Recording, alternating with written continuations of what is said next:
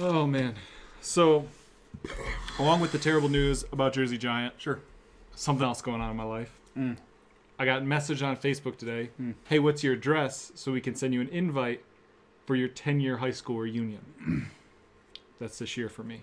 Mm-hmm. So I was like, I'm going to go to my high school 10-year reunion, high school, whatever. Do I need to be your gay husband still? That was the thing, is I thought about this. I was like, I want to do something crazy, and I don't know what to do yet. So options have right now, me and you go.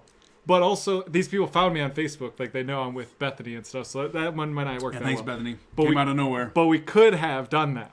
Option 2 is, I said, I want to get the Jeff Daniels suit from Dumb and Dumber Sure. and walk in, just fly. But I feel like I would need somebody else to go with me to make a matching set. To be your Lloyd, right? Jim Carrey. Okay. Jim Carrey. And but then I'm like, Lloyd Christmas. so it would have been cool if me and my friend in high school were still in touch and we could have done that. Mm-hmm. Now, could I reach out to him? Maybe he'd do it. Maybe, but I don't know. We don't know if that's gonna happen. Just one that stole your girlfriend? He didn't steal my girlfriend. He married my girlfriend from high school. Different. We were definitely broken up when they got together. But Sure. yes, he married my girlfriend in high that's school. stealing. Okay, well, okay. That's okay. What is Blue that hair. face? The blue hair of someone. That's a Hot Pocket. I don't know that. Me neither. It almost from here looks like a Jessica Negri face. I thought the exact same right? thing. It looks like a Jessica Negri face. Thing. But anyway, so then I'm like, I was looking. Rooster Teeth did a show one time called Social Disorder, where the two guys made each other go to their reunions different ways. The one guy had to go with a little beer gut, like flared out shirt, and he had to pretend that he directed porn for a living. So he went in and told everybody that was what he did. The other guy got told he had to go in with a real doll and pretend it was your wife, and he wheeled around a real doll at his reunion all night. So I would rather direct porn. I would rather direct porn too. So now I'm thinking, what are some crazy things that I could do? And I've got a while. They said they're going to send me an invite, I think, in the summer. So I'm guessing it's going to be in the fall. So we have a while to think about this. But I want to feel like I want to do something. Sure. I don't want to just show up because I feel like that would be lame. Don't go in the hairy suit. Don't go in the hairy suit? No. Okay. Okay. That's all I got for you so far. That's it? All right, we'll think on it. Also, I will not go. Okay, fine. So then. don't let it involve me.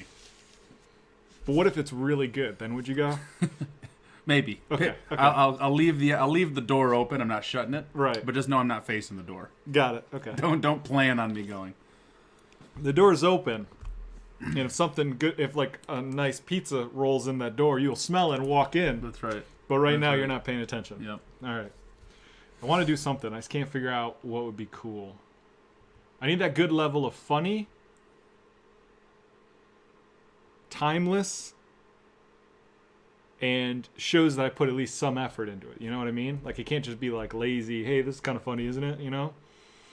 I just don't know. We'll see. Too bad you and whatever your buddy is, you can't just like switch identities. That would be It'd be weird. funny. Go in as each other. Yeah. Hmm. That'd be cool too. I wonder if I could just, I thought about some sort of gender bend for you. Could always go and drag. I feel like that's I too thought easy. maybe you come in completely Australian or something like. Come in with a fake accent. That's Not what I was bad. saying. That's not what bad. I was saying. It's not bad. I don't know. I'm thinking about it. I'm trying to think of something.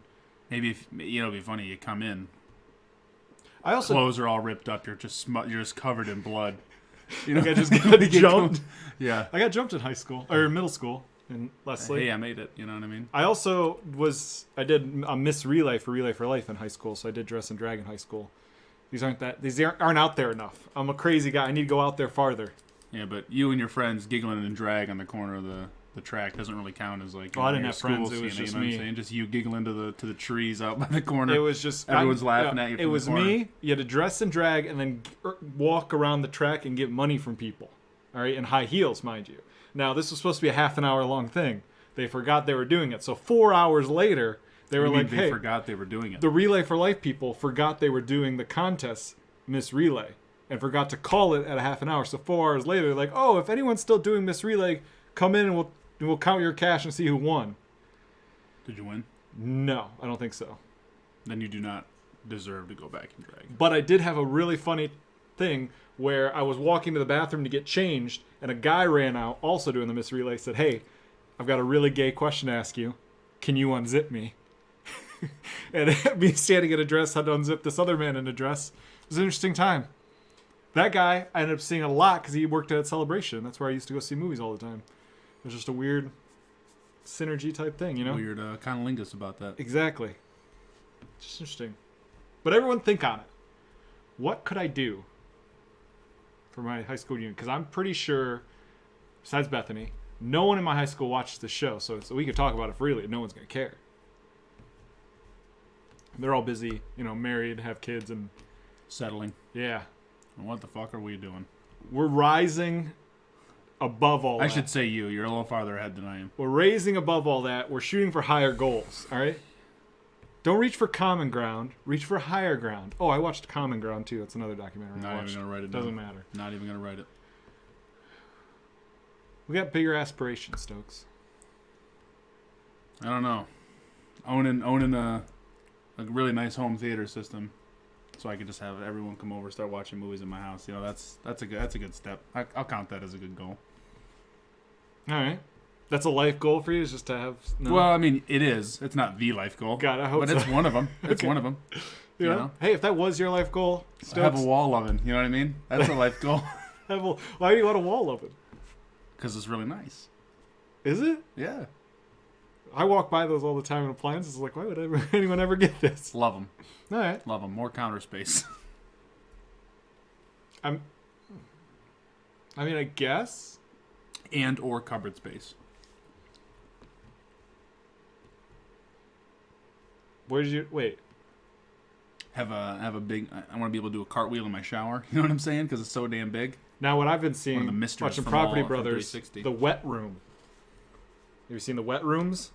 It's just the bathroom or the shower. That's the... Well, there's like they build a room, put a shower and a tub in the wet room. So it's all in one. Everything's tiled like a shower, but there's a tub and a shower in the one room together. Well, The wet room. I've been seeing that. I'm like, oh, somebody was thinking. That's brilliant. someone was thinking, and tubs are useless. Well, sometimes you just want to soak. Unless they're clawfoot, then they're aesthetic. I don't ever want to soak. You never want to soak? No. Hard workout or anything? You ever just want to like soak and let your muscles kind of like... I mean, maybe like jump into like an ice bath or something. Yeah, you or can do it in the wet room. Or swim, but not sit in a pool. Okay. A little different. All right, that's fair. But you're in the wet room, your lady's in the tub, you can be in the shower, and it's all one giant room. That's what 2 bathrooms are for. All right. That's fair enough, I guess. Lady wants a tub, or put it on the lawn. All right. Get out of here. Sounds like a perfect time to intro the show. This Pocket Change show, we'll give you a penny for your thoughts within our 2 cents. We talk about the things we like, the things we dislike, and the things we just can't ignore. I'm Brent. That's Stokes. We talk here live on twitch.tv/RealPixel every Monday and Wednesday at 6 p.m. Eastern Standard Time. You can watch it live. If you can't watch it live, you can check it out later on podcast services and also YouTube if you want to watch it later. Or you can just watch the VOD on Twitch as well. We're giving a lot of chances to watch it if you want to watch it. But if you want to be a part of the conversation, you have to be here live right now like KPH and Salty are. Bada bing, bada boom. Easy, just like that. So, it's a weird movement. That reminds me. The nasal holes were itchy. I meant to find clips of this, and I forgot. Yeah.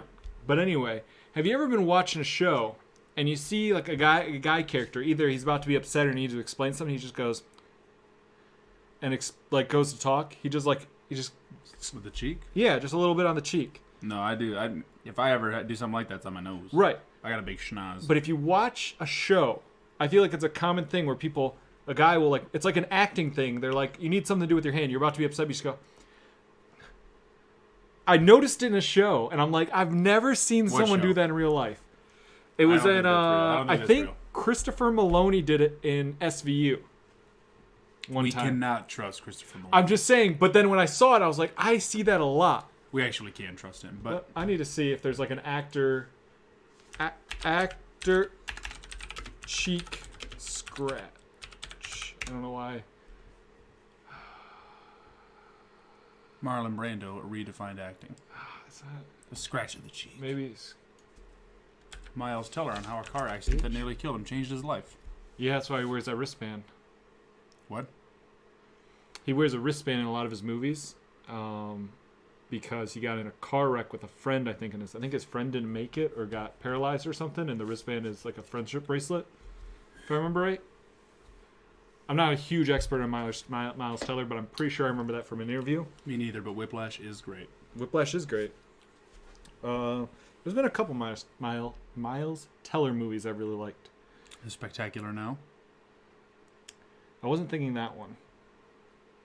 He was also, Fantastic Four. he was in the Divergent series, I'm pretty sure, too.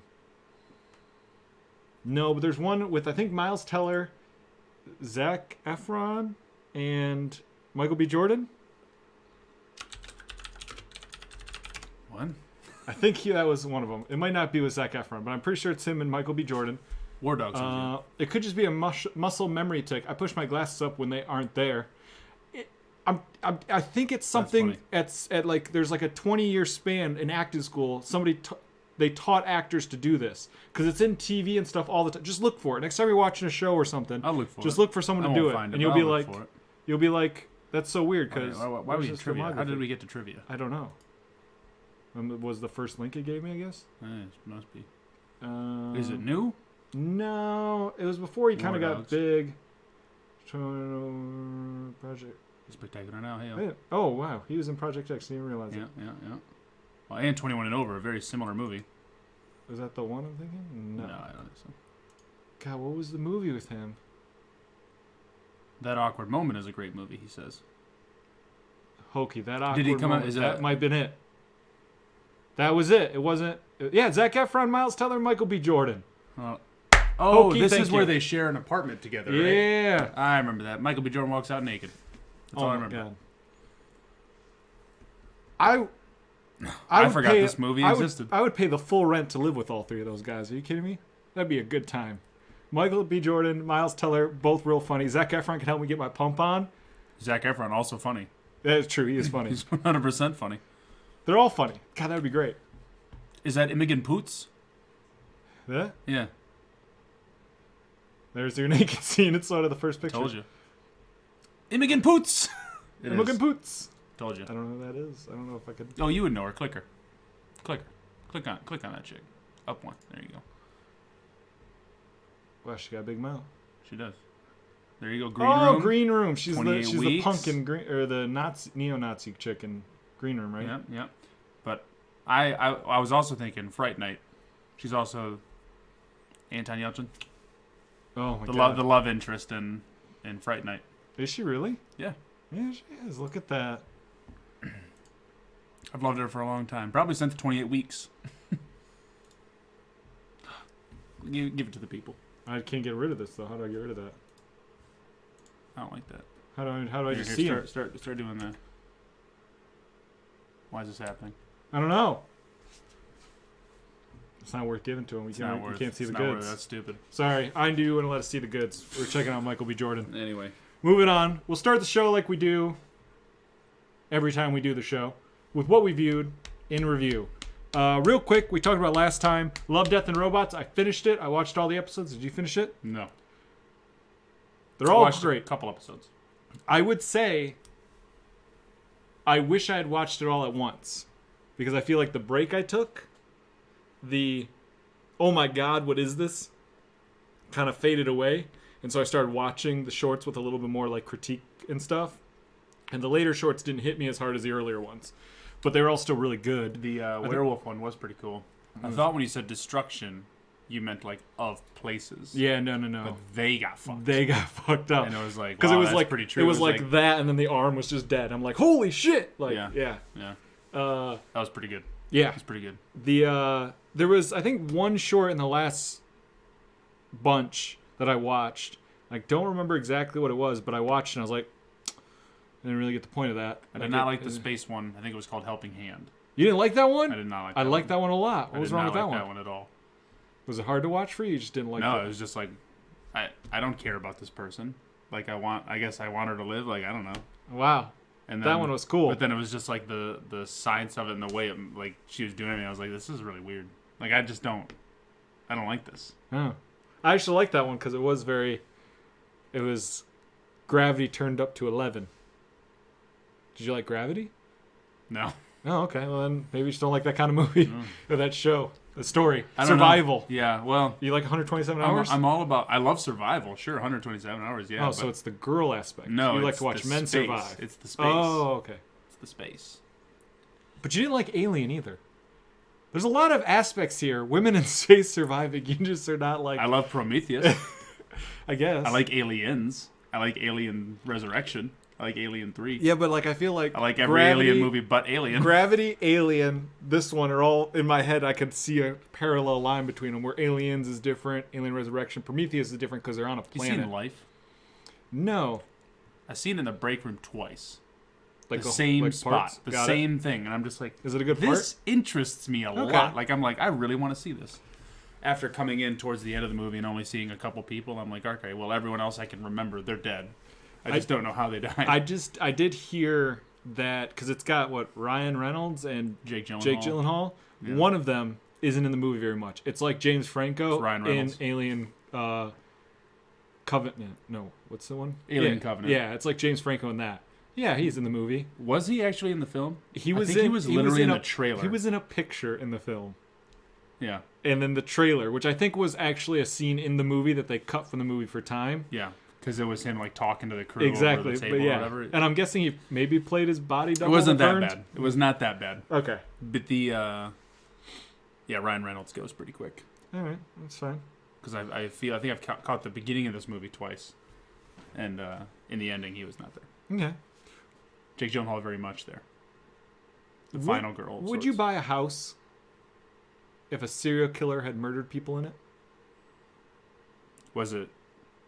Whose house was it? The serial killers? Did he like bring them back and torture them and kill them, or it was somebody owned the house. The serial killer killed them, took over the house, and then killed more people in the house, and then they got arrested. No, I wouldn't want that. Oh, okay. I'd be okay if someone was just straight up murdered in the house, though. Okay. Depending. All right.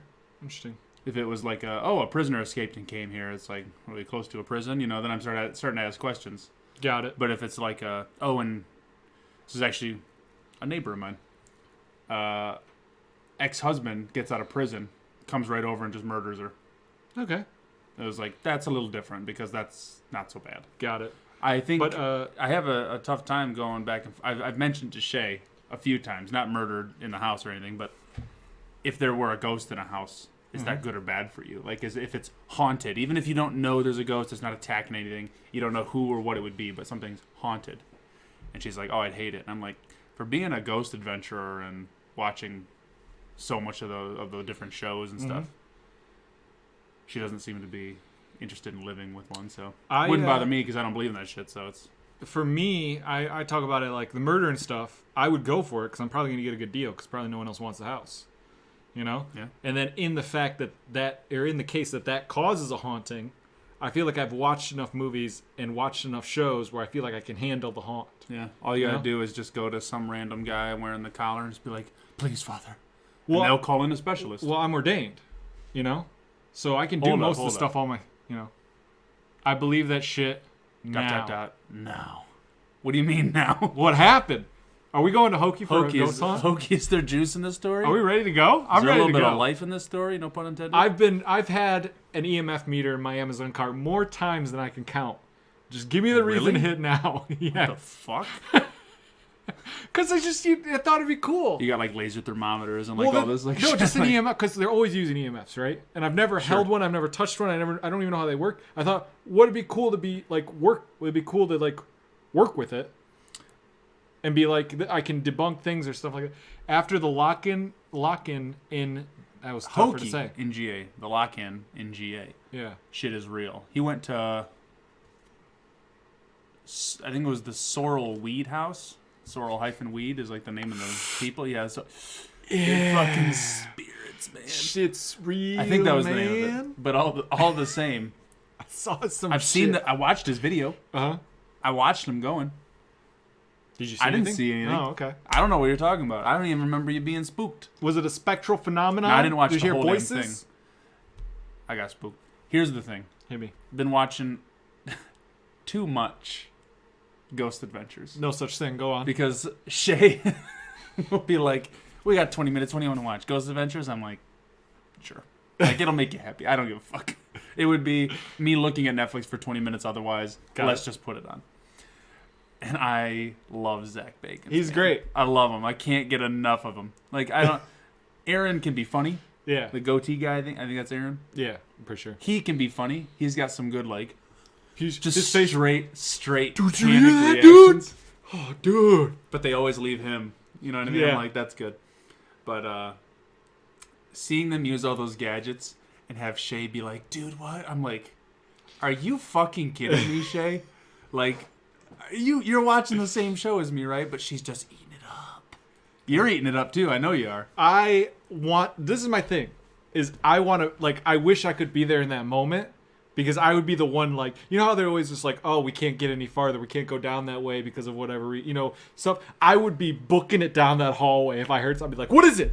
You know? Like, that's why I love those shows, because I'm like, I want to just be there. I feel that. Like, I'm It was sitting kind there. of like when we found that little time capsule baggie. Exactly. You were like, I don't know, we should mess with that. I was like, I don't know, we should mess with it. We don't know what it is. And what did I say? We should mess with it. Well, and we should put a sticker in there. The only thing was, we looked Leave at on it, the and I'm Twitch like, channel. it's like, it's in a graveyard, which was weird. It was like buried in a graveyard, which is where I was like, ooh, that's a tough thing. I might be like that's where you go from ghost to demon level, and demons are bad. You know? I think I can handle it. I don't know about demons, but I could handle this Ziploc bag, and so far we're doing all right. We're doing all right. I think It's it been was a while. fine. I think we passed. We're past, but yeah. Too many bros being thrown around with those guys. 100. It's great. Stokes gets murdered first in a horror movie? 100%. Nah. We've all played Until Dawn. I'm definitely the Mike of the group. Actually, At least late game Mike, not early game Mike. What you are is the character that 2 or 3 characters die, and you still don't understand. You still don't believe something's happening, so you go out to fight whatever's happening, and then you die. That's what you are.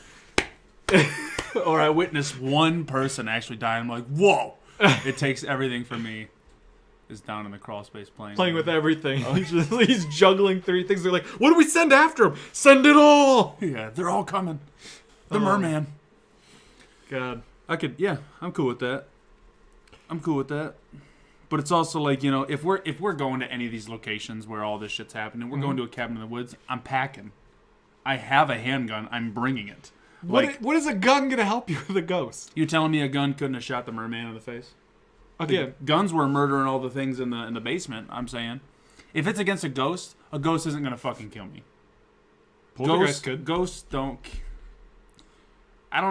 We're taking Poltergeist. That's an anomaly of a movie. I'm saying nothing we're talking is like a poltergeists possibility. Are usually angry entities that can manipulate the world. Sure. Guess what? You're standing there. They drop a bucket on your head. You're dead. I've dropped way more than a bucket. I'm on just people's saying heads they than push all right? something. They do something. Something hits you. You're dead. You know what What's they a gun gonna help typically you? do? I got bruises when I woke up. I got scratches down my ass cheeks. You get whatever the scratched. hell. You get infected. You're dead. Because ghost slime or something. Nah. Ectoplasm. Nah, see, the things I can't shoot can't kill me. The things I can shoot can, but I can shoot them. You know what I mean? What about a demon? I think a demon's gonna fuck you up, and I don't think a gun's gonna do anything. We'll have to see. Okay. We'll have to see. We'll find out. 'Cause We gotta go on a ghost hunt. I want to go so bad. Stokes dies from tetanus. Yeah. Oh man. Or shoot something, ricochet, and kill myself with the shot.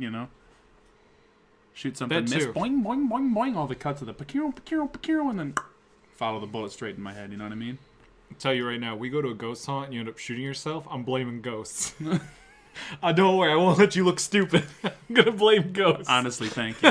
I'll let you take your Zach Bagans moment. And, oh my god! Like he freaked out and started chanting words, and I'll be like, what? Oh my god! I'll go on this show. He's like, my friend took his own life because of ghosts. That's right. And Zach Bagans like, my friends. I can hear you say it. What happened?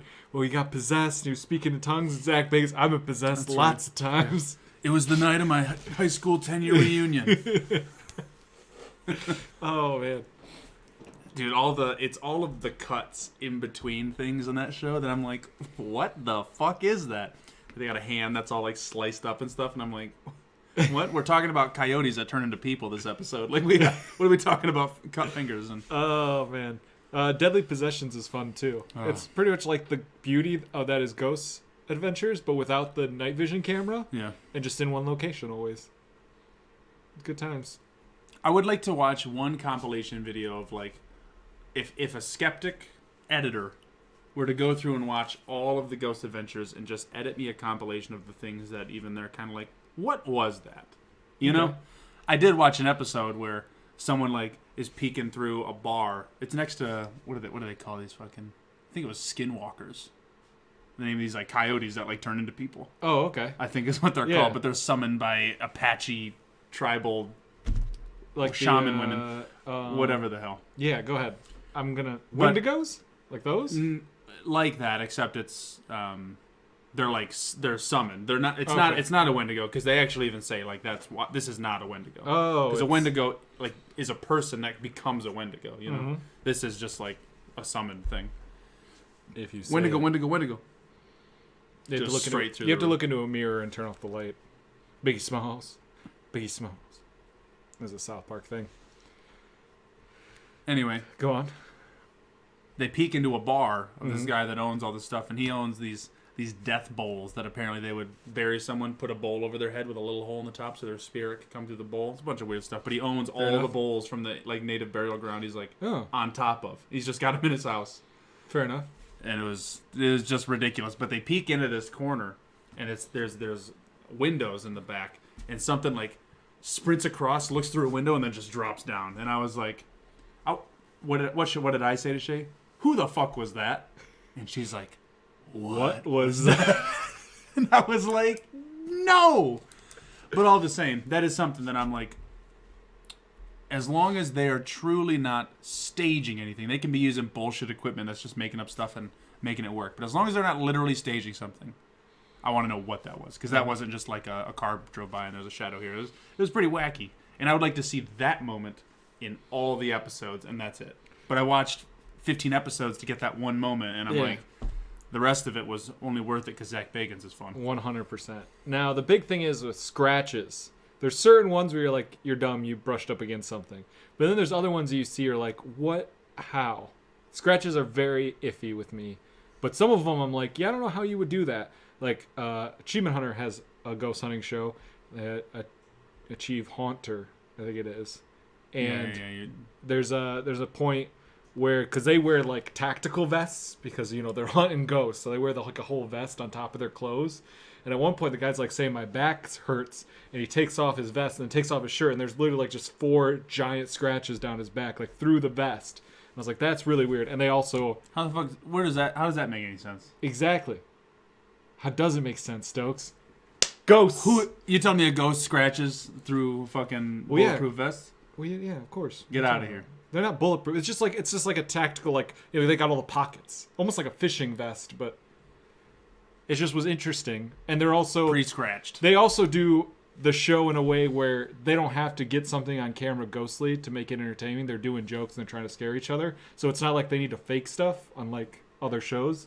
Which I just thought that was interesting. Season 2 coming soon. I'm very pumped. I want to do ghost hunts. There's in Brighton, there's a society of ghost hunters there that Shay and I want to join. That'd be cool. Yeah, when Shay gets her new camera, I think we're gonna use that as a selling point for ourselves. That's fair enough. Hey, we got equipment. That's right. I'll need your EMF reader or whatever the hell. I haven't bought it yet because I haven't had a reason, but it's always there in the back of my mind. I'll just need you to send me the link. I'll buy it, and then go hunting without you.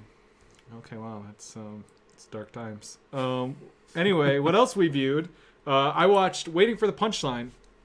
Speaking of Rooster Teeth, Rooster Teeth did a documentary called Waiting for the Punchline, following Nick Scarpino from Kind of Funny in his his attempt to become a stand-up comic. I kept trying to say comedic instead of comic, and I couldn't get out of it. You could have just said Stand-up comedian. Stand-up comedian. It's on Rooster Teeth first. It's a interesting look into like the rise and like how you have to go through and do clubs every night and like the whole like the schedule of trying to become a stand-up comedian, which is really You know, I used to actually do that. Fucking chewed right through it still. Oh, because you're Yeah, it's because I just bites my nails. It was just like I would do that and then be like, I'm just making chewing my nails taste worse. Just stop.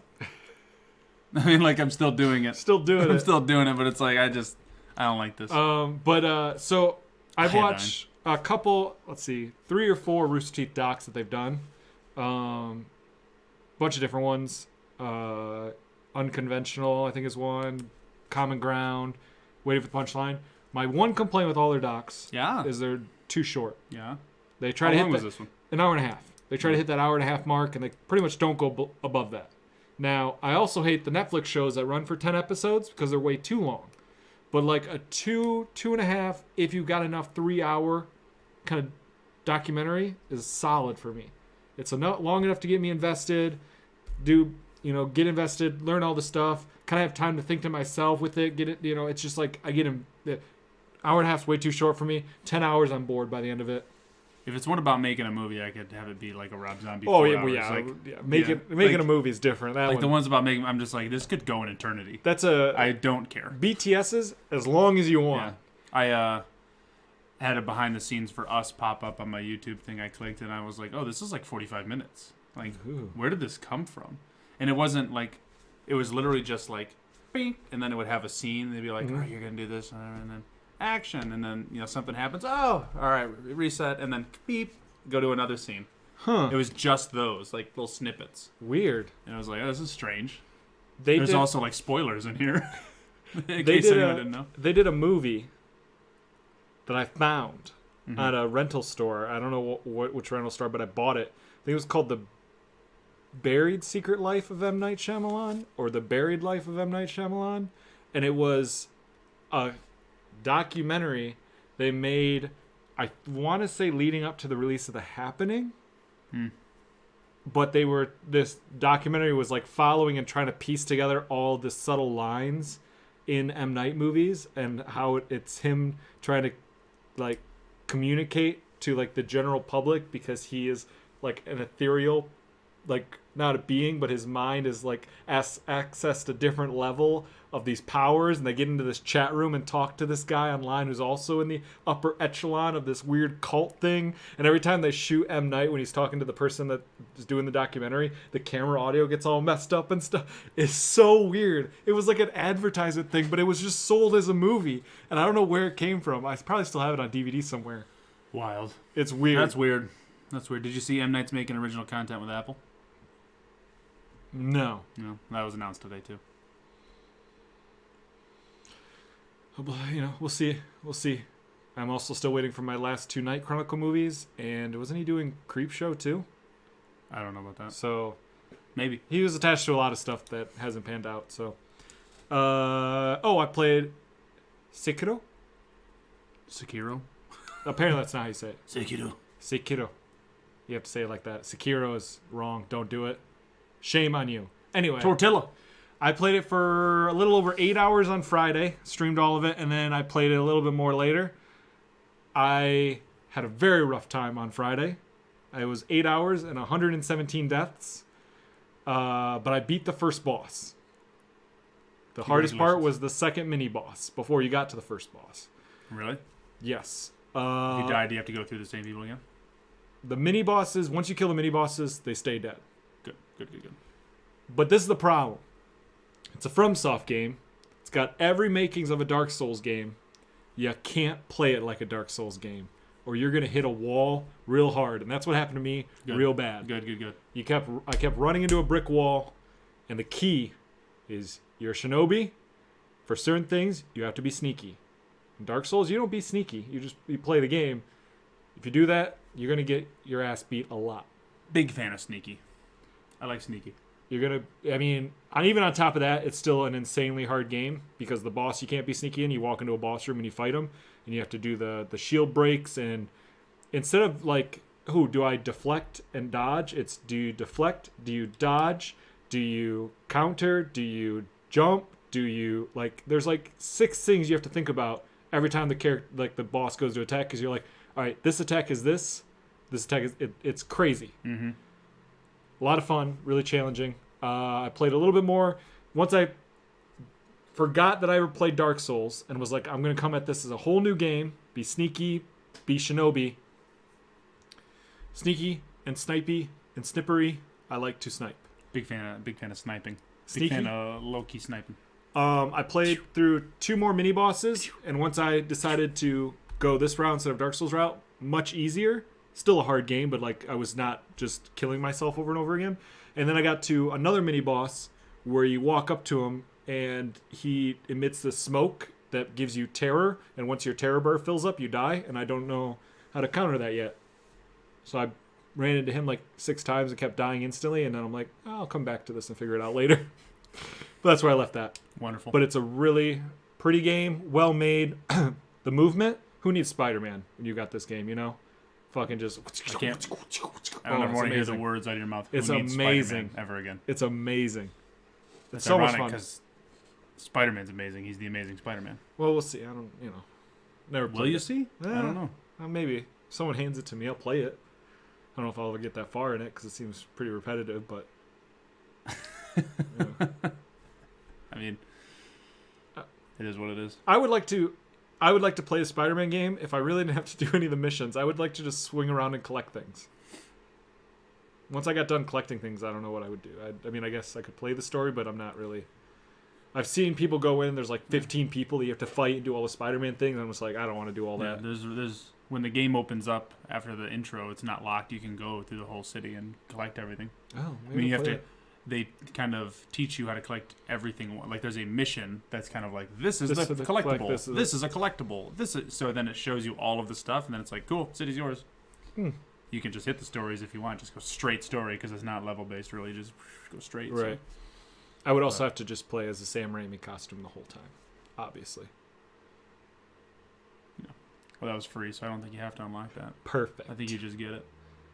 That game is so good. Hokey, you're correct. The story is wonderful.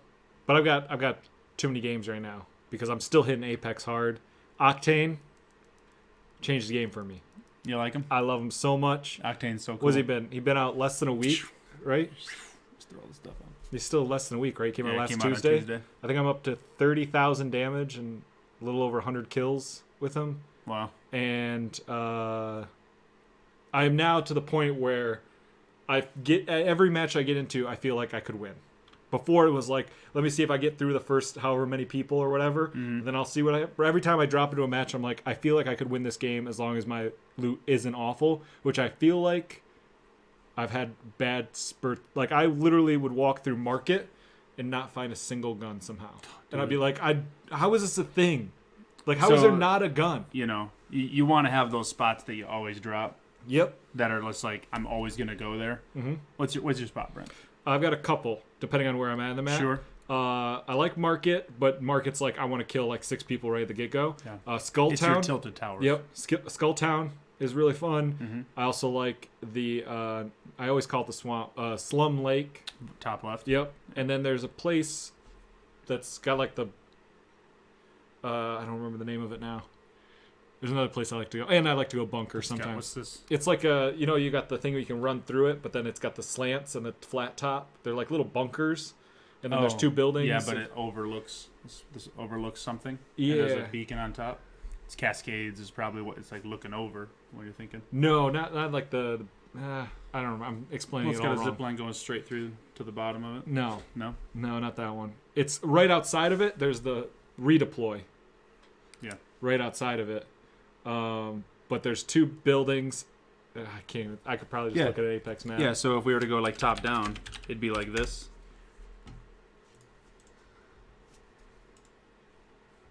This area. Artillery.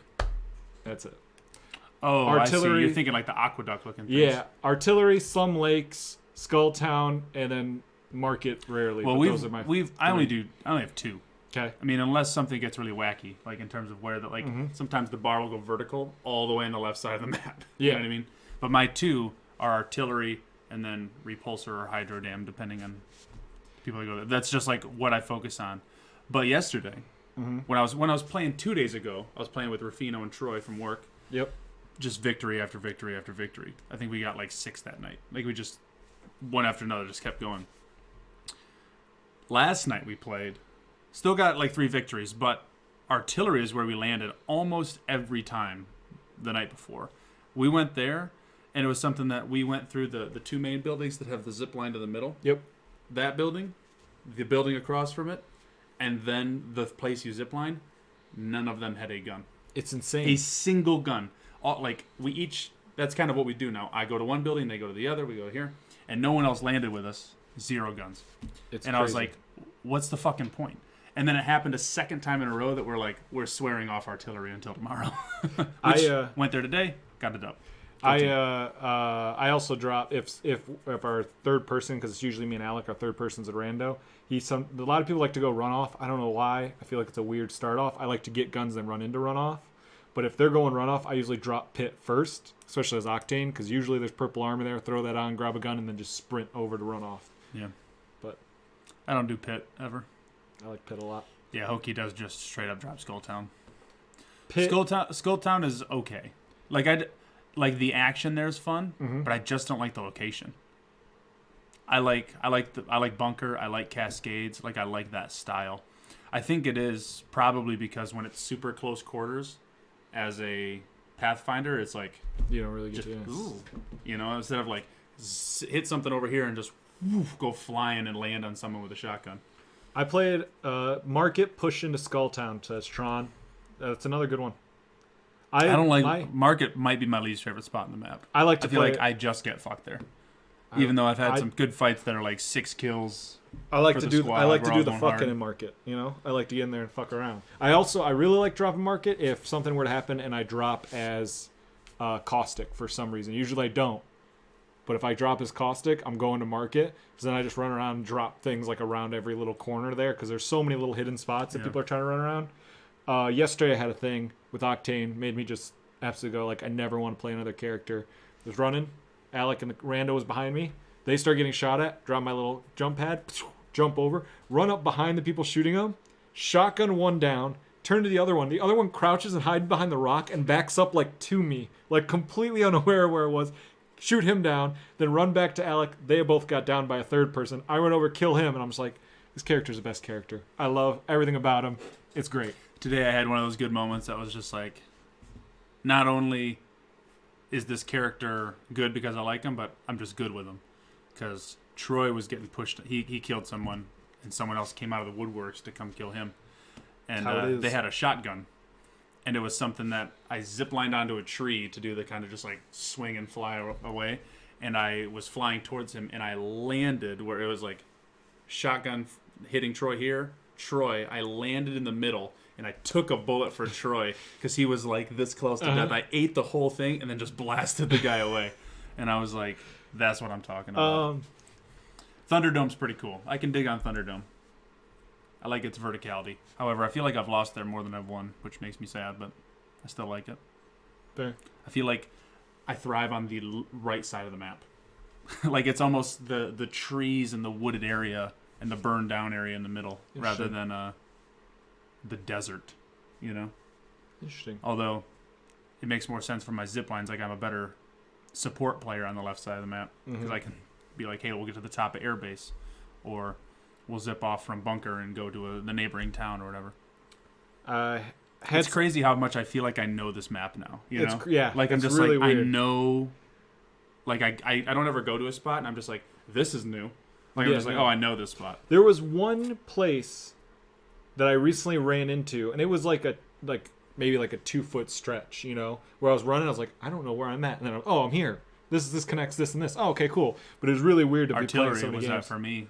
I had never been in that little that tunnel right there. Oh, the little nook. Yeah, there. I'd been through the other one to go to the spot that you jump off. Yeah.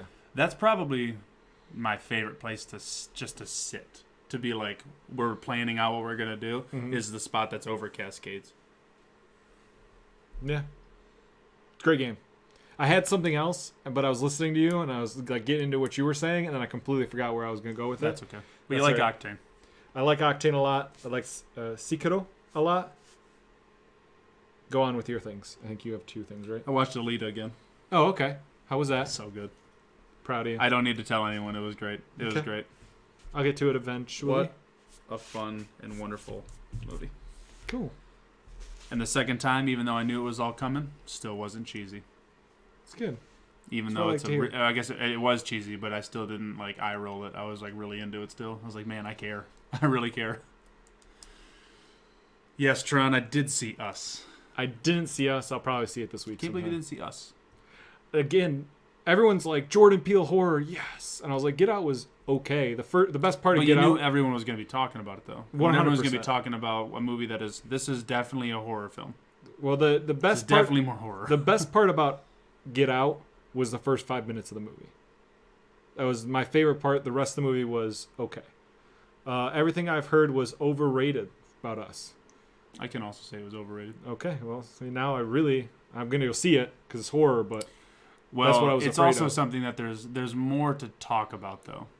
Okay. There's more than just like, was the movie good or bad? Did you like this scene or not? And then what's up with that whole coagula thing? You know, it's not just that. It's kind of like, what if this was that? Or it's something that I don't even want to say how I feel about the movie because I feel like it just from the story of what it is, it's kind of earned a second watch. It's like there's going to be a second watch and I'm going to see the movie completely differently. Like I'm going to watch a different film the second time I watch it because of the way the first one goes, which is interesting. The issue is it was being called a masterpiece, so it had a high bar to set, says Tron. Yeah, that didn't affect me at all. A lot of reviewers out there like Variety and whatever. Don't listen to the kind them. that are on the poster. And anytime there's a big person. It's tough because you can't even blame Jordan Peele. If he made this movie and Variety called it a masterpiece, I'd throw it on the fucking poster. You know what I mean? Like, yeah, come pay money to see my movie so I can get money to make my third movie. It's true. But I wish he had. I guess I don't know about this movie, but in my head, I wish he had taken longer to put out another movie. Like, because it was like Get Out, re-release Get Out. Hey, he's making this movie. Okay, movie's coming out, and now it's out. And I'm like, damn, that was really fast turnaround. Yeah, the movie, it doesn't show that in any way. It doesn't feel fast. I did read something about, there's something in there that's kind of like, I thought this would have looked different in my mind, the way it's been like described and whatever. But it was only made on 20 million. And after seeing the rest of the movie, I'm kind of like, oh, 20 million fits the rest of the movie. I don't even know how this part even fits in. Like, I don't get it. Got it. But it was it's a movie that I came out and I was like, I did not like that. That was the first thing I said. I was like, I did not like that movie. And I still kind of have that in my mind, but I haven't stopped thinking about the movie. The reason Us behind the scenes came up was because I've just been like, what did other people think? And I've just been watching what other people say about it. I've been watching analysis and like breakdowns and like, what did you think this was or that was my watch. Oh, okay. You're like, oh my god. It's like, what was that beep? I there's a lot of tech here, but I don't think anything in this room makes that beep. Your watch, because I'm not. Someone's live. Got it. But it's something that I haven't stopped thinking about the movie, and that's why I'm like, maybe it deserves a second watch, and maybe that'll change my mind. I don't know. It's tough because a lot of people compare it to The Shining in the way it's like theories have happened, and I watched the movie and I was like, what room is there for theories? And then I listened. So I just went. I was like, Googled one. I was like, Us theory. And I was like, that seems like a bit of a stretch, but I get it. But then it kind of was like a gateway drug into me thinking more and more. But I was like, maybe. And I went through it all in my head, and I was like, that's all very possible. If not, it's just a fun thought. Got it. Tron, it was good to see you too. Get back to work if you want. If you don't want to work, don't work. I thought there was a ton of symbolism. ... Like the 100%. 100%. Where it wasn't symbolism. Yeah. People just read so much into it. So, to be fair though, doesn't that work perfectly? No, I thought it would have been better with Cocoa Puffs, but personally, oh sure, but well, they also didn't mean it. They didn't mean it. So like to pull it out is also kind of like it would like what we were given. It still fits well. It does. To make it perfect, sure, do Cocoa Puffs, but then I also think it'd be cool to have a shot where you pour milk in, you don't see it anymore. You know, like the milk almost like disappears. out of the bowl, because then it's kind of like, oh, we're putting white and black, and the white's gone. It's just you can just still see the black, but it's in there. You know what I'm saying? I see. Have it hidden. Whatever. All the same, there is a ton of foreshadowing. There's a ton of symbolism, allegory. All of the metaphors, all the words. There's a ton of it in there. It just seemed very almost obvious. So it's like, sure, you're right. The movie was very upfront. I'm saying theories, not in terms of like the movie was surface level, but in terms of like I didn't feel like there was much to really interpret. It was like you kind of gave me what you wanted. Was it like it wasn't a heavy-handed movie. It was just, I thought, fairly obvious. Not the ending of the story, but the goal of what he's saying. It's like, I get it. This is what I'm telling you. Yeah. Gotcha. And it was like, I don't see where you could really leave room to interpret this. But people had. Kinda. Okay. It's interesting because I still don't understand the white beings under there. Well, don't look at. I didn't even see the movie. You talking about people under the stairs? Wes Craven? Classic. Good job, Hokie. I don't know what he's talking about. Trying to be spoiler free. Are you talking about the symbol I told you about, how he used it in Get Out too? My biggest problem with Get Out was the whole hypnosis It's funny stuff. because his production company now, Monkey Paw Productions. Yeah. It's you're going through a train and then you turn on like one of the single cars and it's a floating monkey paw like stirring the spoon. That's funny. Yeah, that. I hate that. Well, talking about rabbits. Those rabbits underground, all the same. Rabbits breed really fast. I mean, that kind of makes sense how they're still there. But also, the rabbits being out of their cages is very much symbolic. You know what I'm saying? I didn't see the movie. Sure it is. It's not a spoiler, so he's trying to be as spoiler-free as possible, but I know you don't care about this movie the way I cared to see it. I'll see it, and I hope I am entertained as a horror fan. But why rabbits? It's the Fruit Loop things all over again. Well, he didn't think it through. Because remember, no, it's because rabbits are fucking everywhere in that movie. Okay. Like the way that you see it happening. But rabbits, like I told you, rabbits won. In terms of actual logistics, they're the fastest breeding animal there is. If you had to domesticate animals strictly for food, I would do rabbits personally. If it was just rabbits, that would actually kill you. But how long does it take for a cow to be ready to eat? You know what I mean? Rabbits, it's just like they're popping up all over the place, so it's just like, I'll do rabbit. Okay. So rabbit makes sense logistically, just story-wise. It wouldn't be fish for breeding? Because they like do a bunch at once. They do a bunch at once, but I think they only do it once a season. So I think they're yearly as well. Not only that, but then you got to have a whole facility ready with water. Rabbits, you just... I was still on the fact that the rabbits were the quickest breeding. And the most logistically understandable, quickest breeding animal. There you go. I'm with you. Bro, why not a ton of fish flop around? That's what I said. Hokie's right there with me. Well, I'm pretty sure he typed it after you said it. I don't think we're on that big a delay. Me and Hokie, we're right here, man. We're in each other's heads, Hokie. I can hear him sighing over you saying that. Hokie, can you hear me right now? I think he can. What if Hokie just came down the stairs? Yes, Brent. That would be awesome. Talking like Alexa. But then rabbits, I think, is what he was using for that's what he called the victims in Get Out. They didn't actually say the word, but it was something that when they go and they like capture the guy in the first 5 minutes. You like the song that's playing? It's like run rabbit, run rabbit. And it's like singing that. Yeah. So it's like the song is like calling the victims rabbits. So it's kind of like the victims of this movie are rabbits, and the rabbits are out of the cage, and that's what they're eating. And it's, the big thing that was great about Get Out, the very first 5 minutes of the movie, is it's a shot. Not trying to get.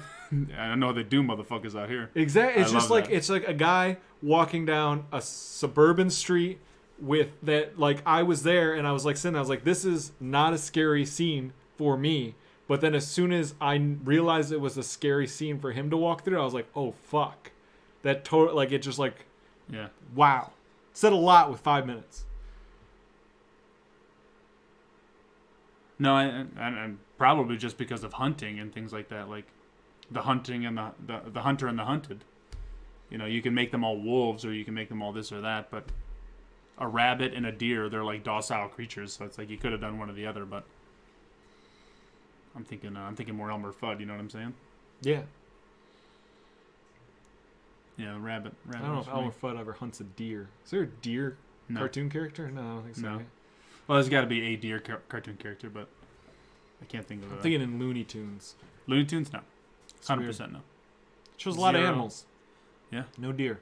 Yeah, true. I can't think of one like the Hanna-Barbera cartoons or anything like that. It's weird. Did you ever play that old cartoon game where you played as I think it was called Buck Fever? No, not Buck Fever. Forget what it was called, but these hunters go out and kill this cartoon doe, and then you play as the deer, the buck that goes back and kills the humans. Like it's like the gun's got like a aimer on screen. You shoot up people in an office. It's an old cartoon or old computer game. No, I forget what it was. Sounds fun though. Yeah. There's a couple of them for sure. Deer Hunter? No, it was like a Deer shoots people. Hunts people computer game. DERR. What I put? Deer Avenger? There it is. Deer Avenger 3D. Click the image and then that's not That's not very good. Oh well. Deer Avenger 3D. I love how it crossed off Hunter Yep. and put Avenger. Simon and Schuster Interactive presents. Why? I don't know. It just was. I remember like it was a game somebody had on their PC. It was fun. It was weird. I used to play it all the time. I recommend people see us. I recommend you see us. I'll see it. Cool. I feel like I could talk about this movie for probably an hour, and I don't even know if I like it or not. All right. Well, if I see it, maybe we'll do something where we talk about it for an hour. Who knows? Very good. So we've got two sections: games and movies, like we always do. Games, I feel like there's gonna be a lot of talking because there's a lot to talk about in games. Movies, we've got a lot of trailers to watch. Which one do you want to do first? We'll do movies first. Do movies first. We're gonna go through. There's a lot of trailers dropped, everybody. So we're gonna watch some trailers. Start right from the left. Right from the left. Toy Story 4 official trailer came out. Let's give it a watch. Everyone, Bonnie made a friend in class. Oh, she's already making friends. No, she literally made a new friend. I want you to meet Forky. Hello. He's a spook. Yes, yeah, I know. Forky is the most important toy to Bonnie right now. We all have to make sure nothing happens to him. Woody, we have a situation. I am not a toy. I was made for soup, salad, maybe chili, and then the trash. Buzz, you gotta get Forky. Affirmative. I don't remember hearing that maybe chili line. Why am I alive? You're Bonnie's toy. You are going to help create happy memories that will last for the rest of her life. Huh? What? Oh, yeah. Hey, P-Stabs. P-Stabs. Bo? Forky, come Oh, on. hi. Bo? Hi there, my name is Gabby. We can't stay. I love Yes, the you Night of the can, Living Dummy boy. slappy. Woody, behind Bo, what are you doing here? No time to explain. Come with me. We need to get back to our kid. Aw, Sheriff Woody, always coming to the rescue. Bonnie needs Forky. Woody, who needs a kid's room when you can have all of this? Wow. Woody, aren't we going to Bonnie? We have to find them. What do we do, Buzz? What would Woody do? Jump out of a moving vehicle. Let's go! Yeah, gotta go, you gotta go. Is this a pig talking? Yeah. You know, you've handled this lost toy life better than I could. Open your eyes, Woody. There's plenty of kids out there. Sometimes change can be good. You can't teach this old toy new tricks. You'd be surprised. Bonnie? We're going home, Forky. Bonnie, I'm coming. On my way! Pretty good Woody! start. Infinity and beyond.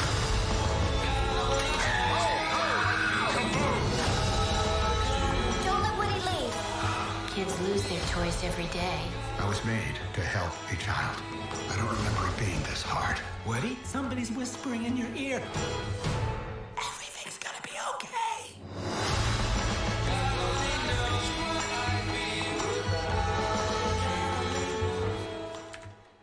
Phenomenal. Looks great. I think that was the whole movie. Like, almost like the pattern. Like, you can see the story laid out right there in the trailer. Mm-hmm. But But you didn't get to see any of that Key and Peele action, you know what I mean? you didn't. But I still feel like Key and Peele is going to be 5 minutes of this movie. That's okay. I think it's interesting. I don't know. So, like, each Toy Story movie has had a pretty solid theme, you know? And I've understood each one of them throughout what they're trying to say. Sure. I don't know what this one's trying to say, unless they're trying to say Woody doesn't understand his purpose 4 movies into this. You know what I'm saying? Seems like he does because he's trying to explain it to Forky, who doesn't understand his purpose. Right, but it's Maybe also, he but then misunderstands. But then there's that part where Forky's like, "Aren't we going back to Bonnie?" But then Woody's like, "I don't know if I'm going to." Like, it's almost like we're having Toy Story 2 over again with Woody. We'll see. It's just interesting. I'm not ready to judge the theme of the movie yet. Just based off of the trailer. Right. I feel like each movie before this, I knew what they were going for from the like. I knew what the this is the theme. This is the story you're supposed to get from this. I can't think of the word. What is your purpose, Brent? My purpose is to entertain in some form or another. If it be by writing, if it be by doing stuff like this. I was put on this earth to entertain others. Duh. Peace out here. Trying to throw me a curveball. Knocked out of the park. You know what I'm saying? But yeah. Big section for 3s right now. And we're going to go to the first 3 that we have coming up. Stranger Things Season 3 trailer. Here we go.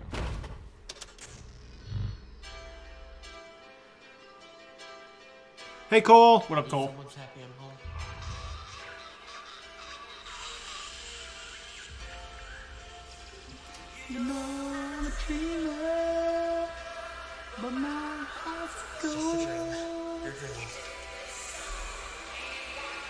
I said big dick. I don't think you I did. don't think I did either, but hokey. Yes. I love that shot right there.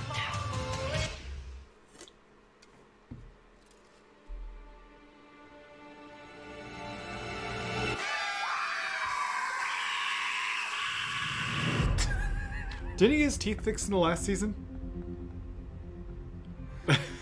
Dustin? Yeah. He's got the pearly whites. Yeah, but he wears them. Oh, okay. Fucking music in these trailers, dude. It's good music. You know they're a real couple? Are they? Yeah, I didn't good. know that. I'm happy. Oh, good. I'm so happy to see the Red Ranger's back. Fuck, don't call him that. He could be this character all he wants because he's good. Don't call him the fucking Red We're not Ranger. kids anymore. He's not the one true Red Ranger. I mean, what did you think? I We're like just Elle gonna has sit in my basement all day, hair. play games for the rest of our lives?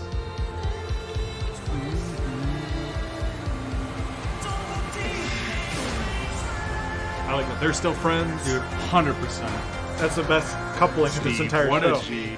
That you feel safe. And I fucking hated him at the beginning of the show. Oh, yeah. I was like, fuck you breaking that kid's camera. Like this can still be your home. Hellboy? Hellboy?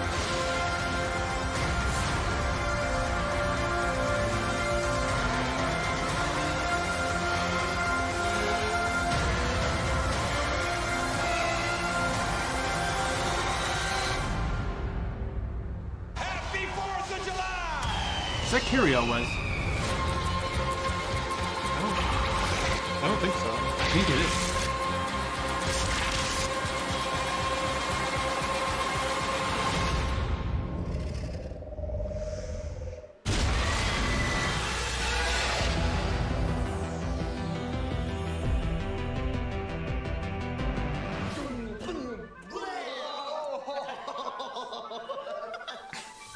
How many children are you friends with?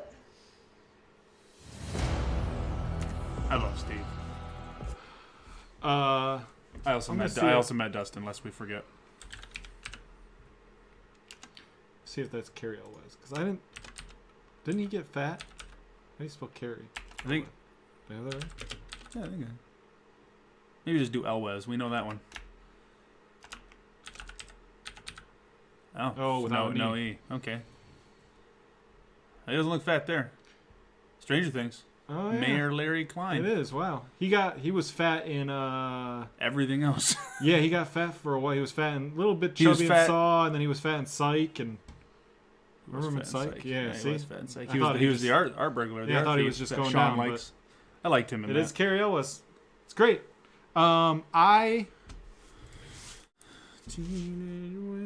There's two things that I want to get excited for this show, but I'm a little worried that I'm gonna put too much onto it right away. Okay. Too much like pressure or too much? Yeah, too much pressure. Okay. One, I'm hoping because they're saying they're not kids anymore, the kids are actually gonna do shit instead of just kind of be like the mind child. You know, they come up with all the plans and then everybody else has to put it into action because they're the ones that understand it all. I hope the kids actually do stuff, which it kind of looks like they're going to finally, which is really cool. And two, I think a main cast member needs to die. Because make it Will. I mean, one, kill Will. They for had realsies. they had Barbara, right, die in the first season. Yeah. But at that point, we didn't really. She wasn't main. Doesn't No one's matter. a main Yeah. character at that point. And in the second season, spoilers, I guess, if you haven't seen the second season of Stranger Things, they kill. They kill off another character that isn't a main character. Good you know job, what I mean? good job, good job. So it's like way to keep it. I'm just like, and technically they were supposed to kill Steve in the first season, but everyone liked the actor so much they kept him on. Blah blah yada yada yada. So Thank God. Thank God. But I feel like it may be time for Steve to die. Do you want to pull up the season 2 trailer? Yes, I do. Yeah. Because you know what the best part about that trailer is? I'll give it to you with one little. This final trailer? No. So this one? It's the yeah. It's right here. It's the head bob from Steve. Oh, 100%. You know what I mean? It's just like the 100%. That I like the with the hair.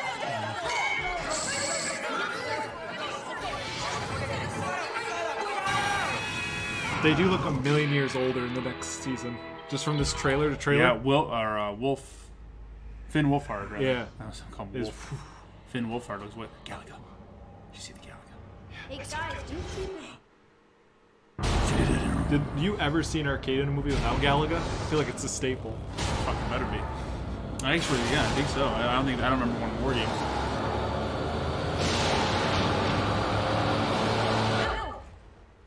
You okay?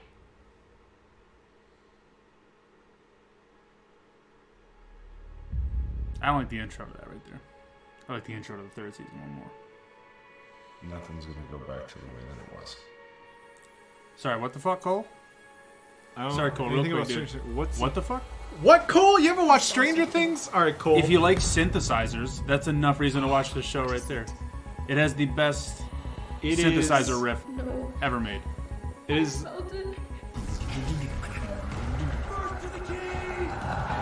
First the egg! First the egg! I was like, why is it here? Thank you so much for the follow. Thank you. Oh, that scared the fuck out of me. Neighborhoods. Oh my god, it's so good. I still see you. Must stand and face the hounds of hell and rot inside a corpse's shell.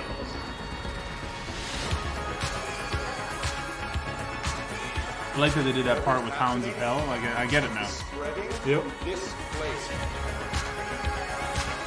What does it want? Not me. Everyone else. There it is. Oh, it's all in conjunction. Oh, such a good.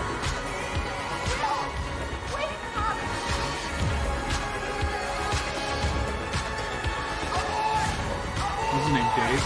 Bob. Bob? If you're out there, just please. Haven't watched anything yet. Was going to binge watch. Now I'm gonna binge and catch up to you guys. This is the whole section. Yeah, that didn't- better. This whole didn't need to be in the trailer. I wish this part wasn't in the trailer, but other than that, it's like a perfect trailer.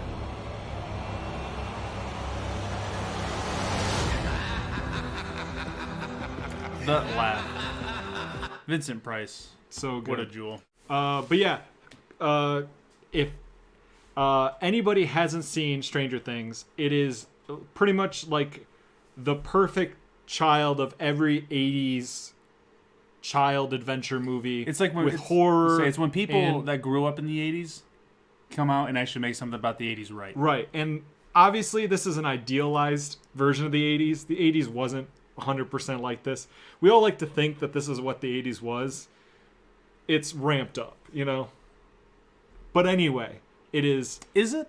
Yeah. What's ramped up about it? A lot of the stuff, like a lot of people that were talking about, a lot of people that like my 80s didn't have monsters. A lot of the people that like talk about damn growing up in the 80s, like the everything wasn't as so recognizable as 80s as they are in these shows, and you know what I mean. Like you would walk around and you like right now we're thinking it's 2019, sure, but like 30 years from now when they show 2019, like everyone's going to be wearing stuff that we see people wear on TV, not what we wear right now. No one's going to be wearing like this, what I wear every day in a show about kids hanging out in the basement, you know what I mean? But everything that these kids wear and everything people wear in these shows are for you to look at and go, this is the 80s. It wasn't actually like that all the way around all the time. It just wasn't. That's just not how the world works. P-Stabs, I know I wasn't alive in the 80s, but it's just how it's just how it is. It just, you know, it's we kind of, you know. But I was. P-Stab just anyway, Stranger Things is a great show.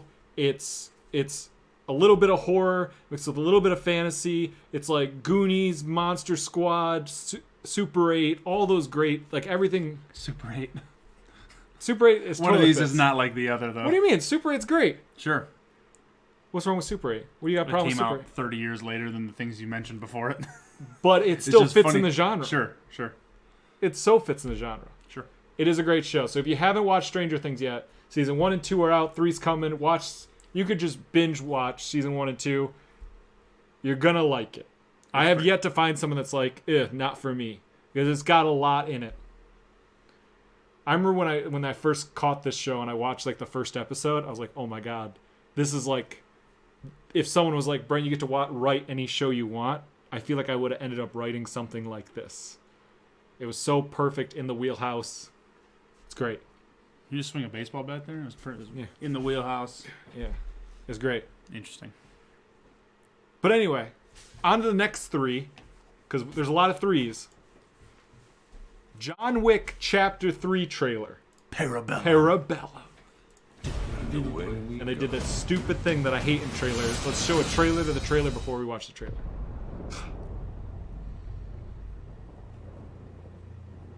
Jonathan, what have you done?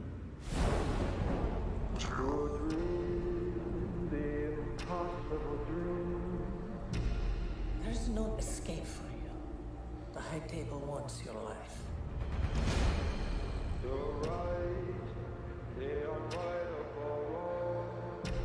Tell me what you want.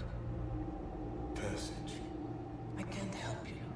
To reach the unreachable star. Do you expect him to make it out? A $14 million bounty on his head. And everyone in the city wants a piece of it. I say the odds are about even. Doc, 5 seconds.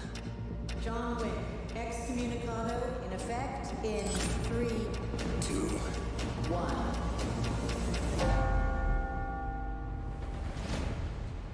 and away we go.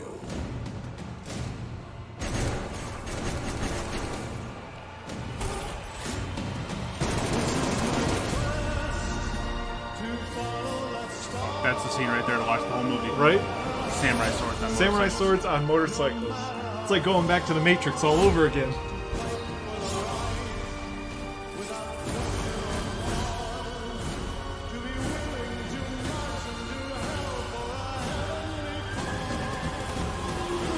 That as well. Horse first motorcycle. Oh. Derek, during the movie, take a drink after every kill. Just a conversation. Nothing's ever just a conversation with you, John. That equals death. Yeah, that's not a. You That's take a not shot after you die? That's not a good call. Yeah, I gotta take a shot for everyone that dies before me.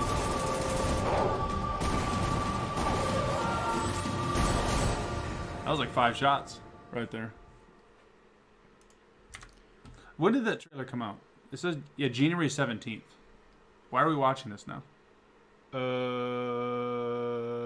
was gonna say, I've seen this trailer for Have months. you? Yeah. I feel like it just came out. Did I watch the wrong one? I think that was the wrong trailer. Yeah. I've seen that trailer many times. I was like, I don't know why we're watching this one, but I like this trailer. I feel like there was maybe something else. Maybe I picked the wrong trailer. I thought it was new. Maybe I'm wrong. Maybe it just got put in my feed like it was new. No, I've had a lot of people saying, "Oh, new, John Wick trailer, John Wick trailer." In fact, it's on the front page of IMDb right now. Huh. Weird. You want to type in John Wick Chapter 3 right there?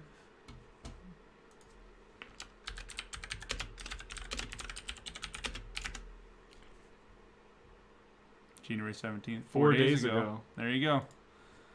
I clicked the wrong one. Okay. Oh, they still gave you a pre-trailer.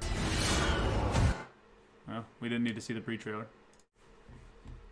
Here we go. We'll just double up. John Wick. More shots, Derek. Whoops. That's my bad. I had never seen that trailer. Really? Really? I only saw like the clip. You have no idea what's coming. Mr. Wick broke the rules. Take it back. I trust you understand the I do remember repercussions that if this he is the trailer. survives. Yep. Did you watch this trailer? I did watch this trailer. I didn't watch the other trailer. I must have missed the other one, but watched this one. I haven't seen this one. Figuring we'd watch it here. Oh. You shouldn't be here. Nice suit. Good to see you too. I need your help.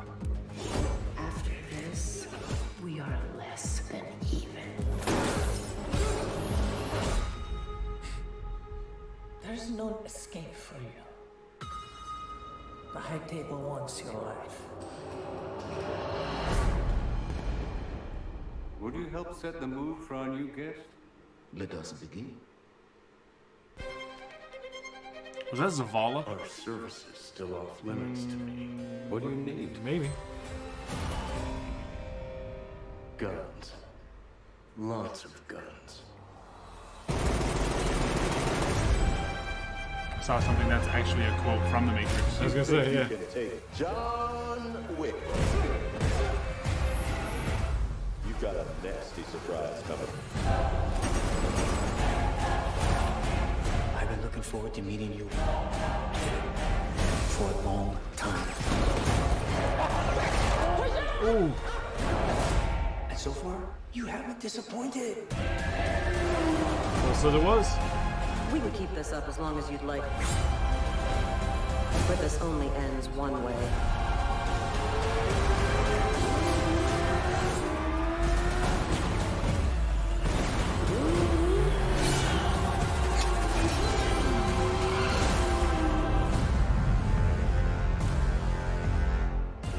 All of this for what?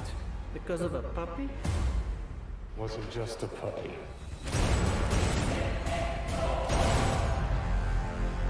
It's not wrong though. It is because of a dog. It is. Thanks, Reek. Right? So, very excited. I've liked both the other John Wicks. I think a lot of people are like, this one can't, like, I don't know if some people said the second one's better than the first. Other people like the second one's not good. They're all great.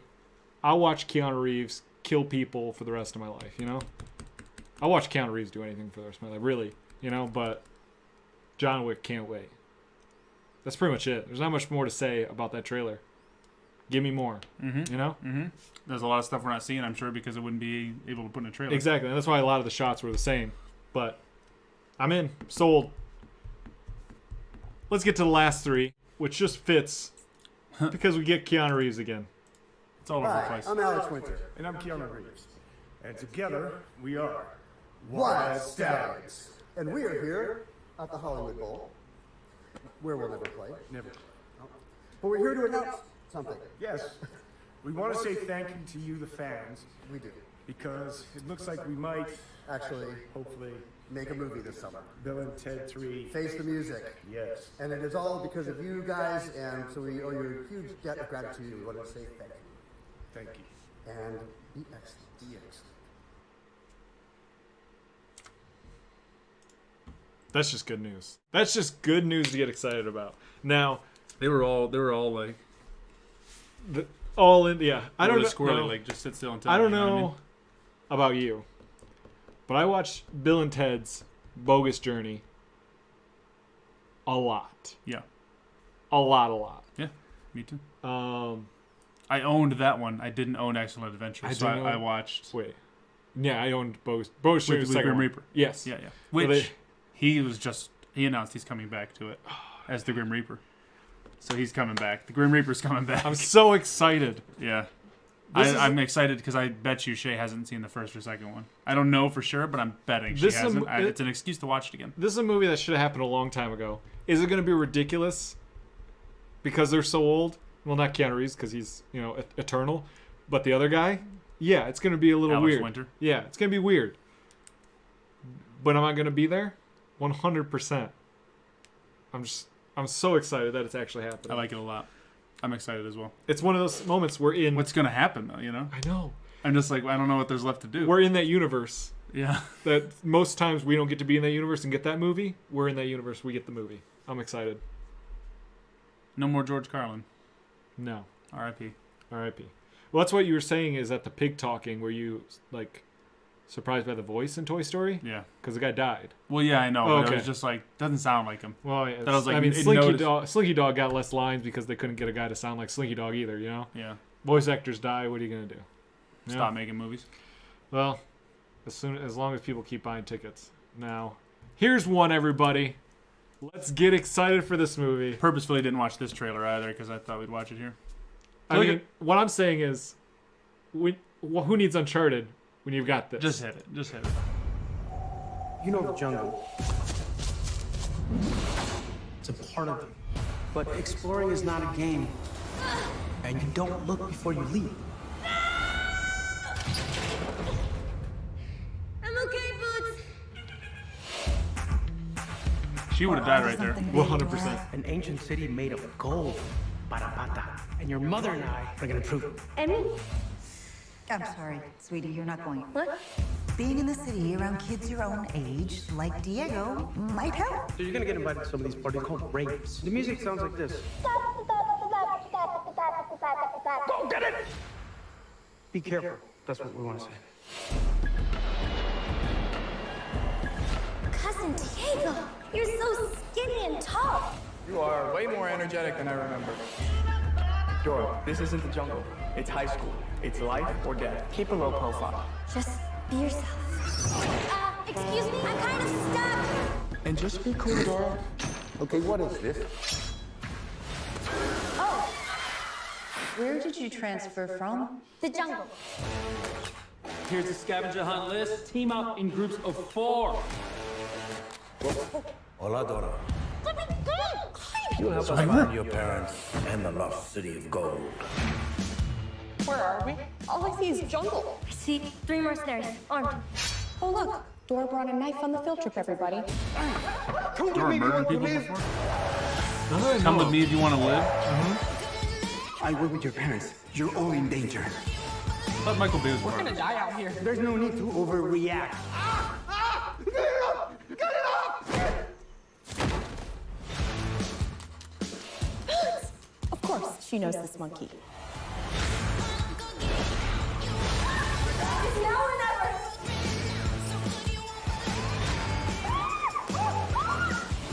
I have to keep going no matter what. She's freaking awesome. I think we're safe. Not safe. Not safe. Not safe. This film is not yet rated. Benicio del Toro. Derek said it best. Where's the fucking map? We don't see map. We don't see swiper. There's some things missing. That was a terrible fucking trailer. That was horrible. I cannot imagine watching that movie. Someone puts it on in the background. I'm just turning the TV off. Now, no way. Couple things. No way. One, there hasn't been many live action Nickelodeon movies. Okay? Have there been any? I want to say, for some reason, wasn't the Ninja Turtles a Nickelodeon movie? I don't think so. I forget. There was like the new Ninja Turtles. Yeah, maybe.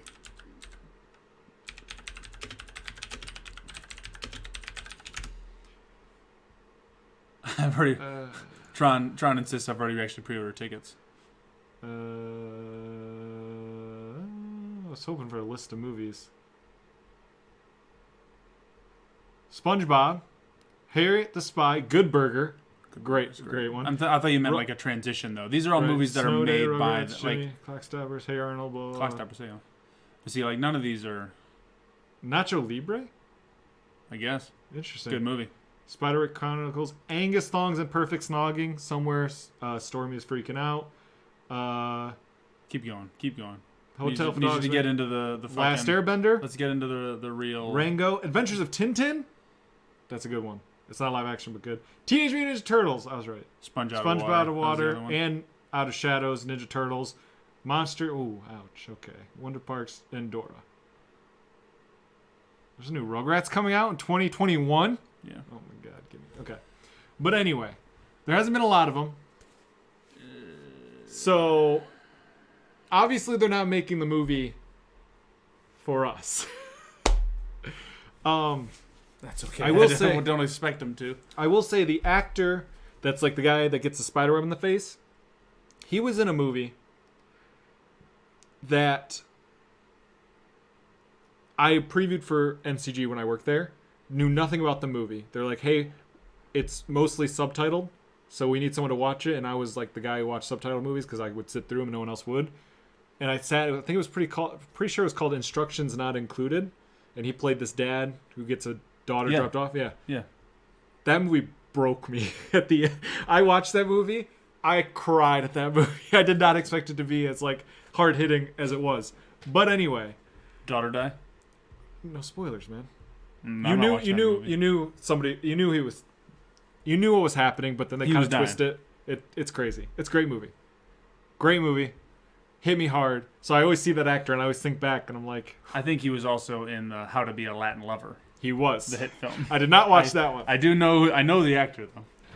But my funny thing was, so they got an actress to play Dora. When they announced she was playing Dora, something else came out about her. Do you know about it? Something else came out about her? Yes. She dressed up as Dora for Halloween one year. But she dressed up a little differently than the character.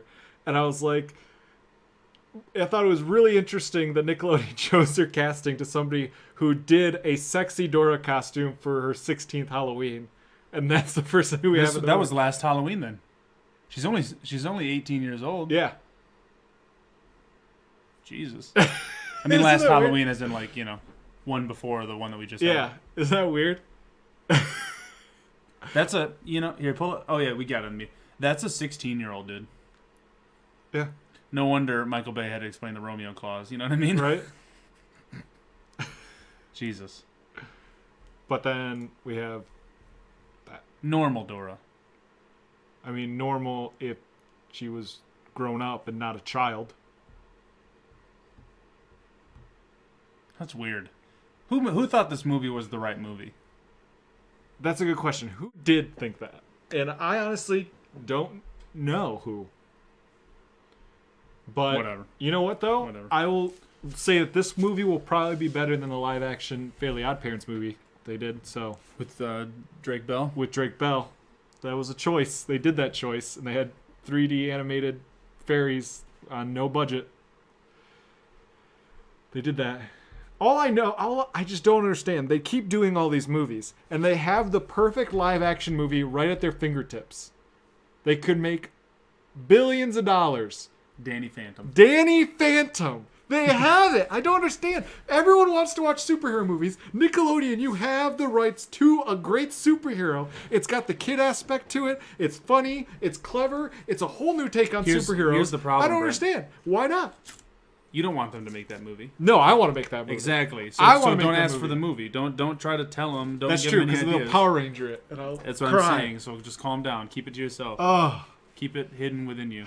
Because then in another decade, when Danny Phantom's long gone from everyone's memory, I'll come out. Then you'll bring it back, and everyone will be like, they'll have kids, and they'll be like, "Yo, I used to watch this when I was a kid." I used to watch this. You know, and they'll say that to their 6-year-old kid instead of their 9-year-old kid. Right? You know? You know what he's gonna do? He's gonna catch them all. You know why? Because he is Danny Phantom. You know, it's just, let's go. But yeah, Dora the Explorer's getting a movie.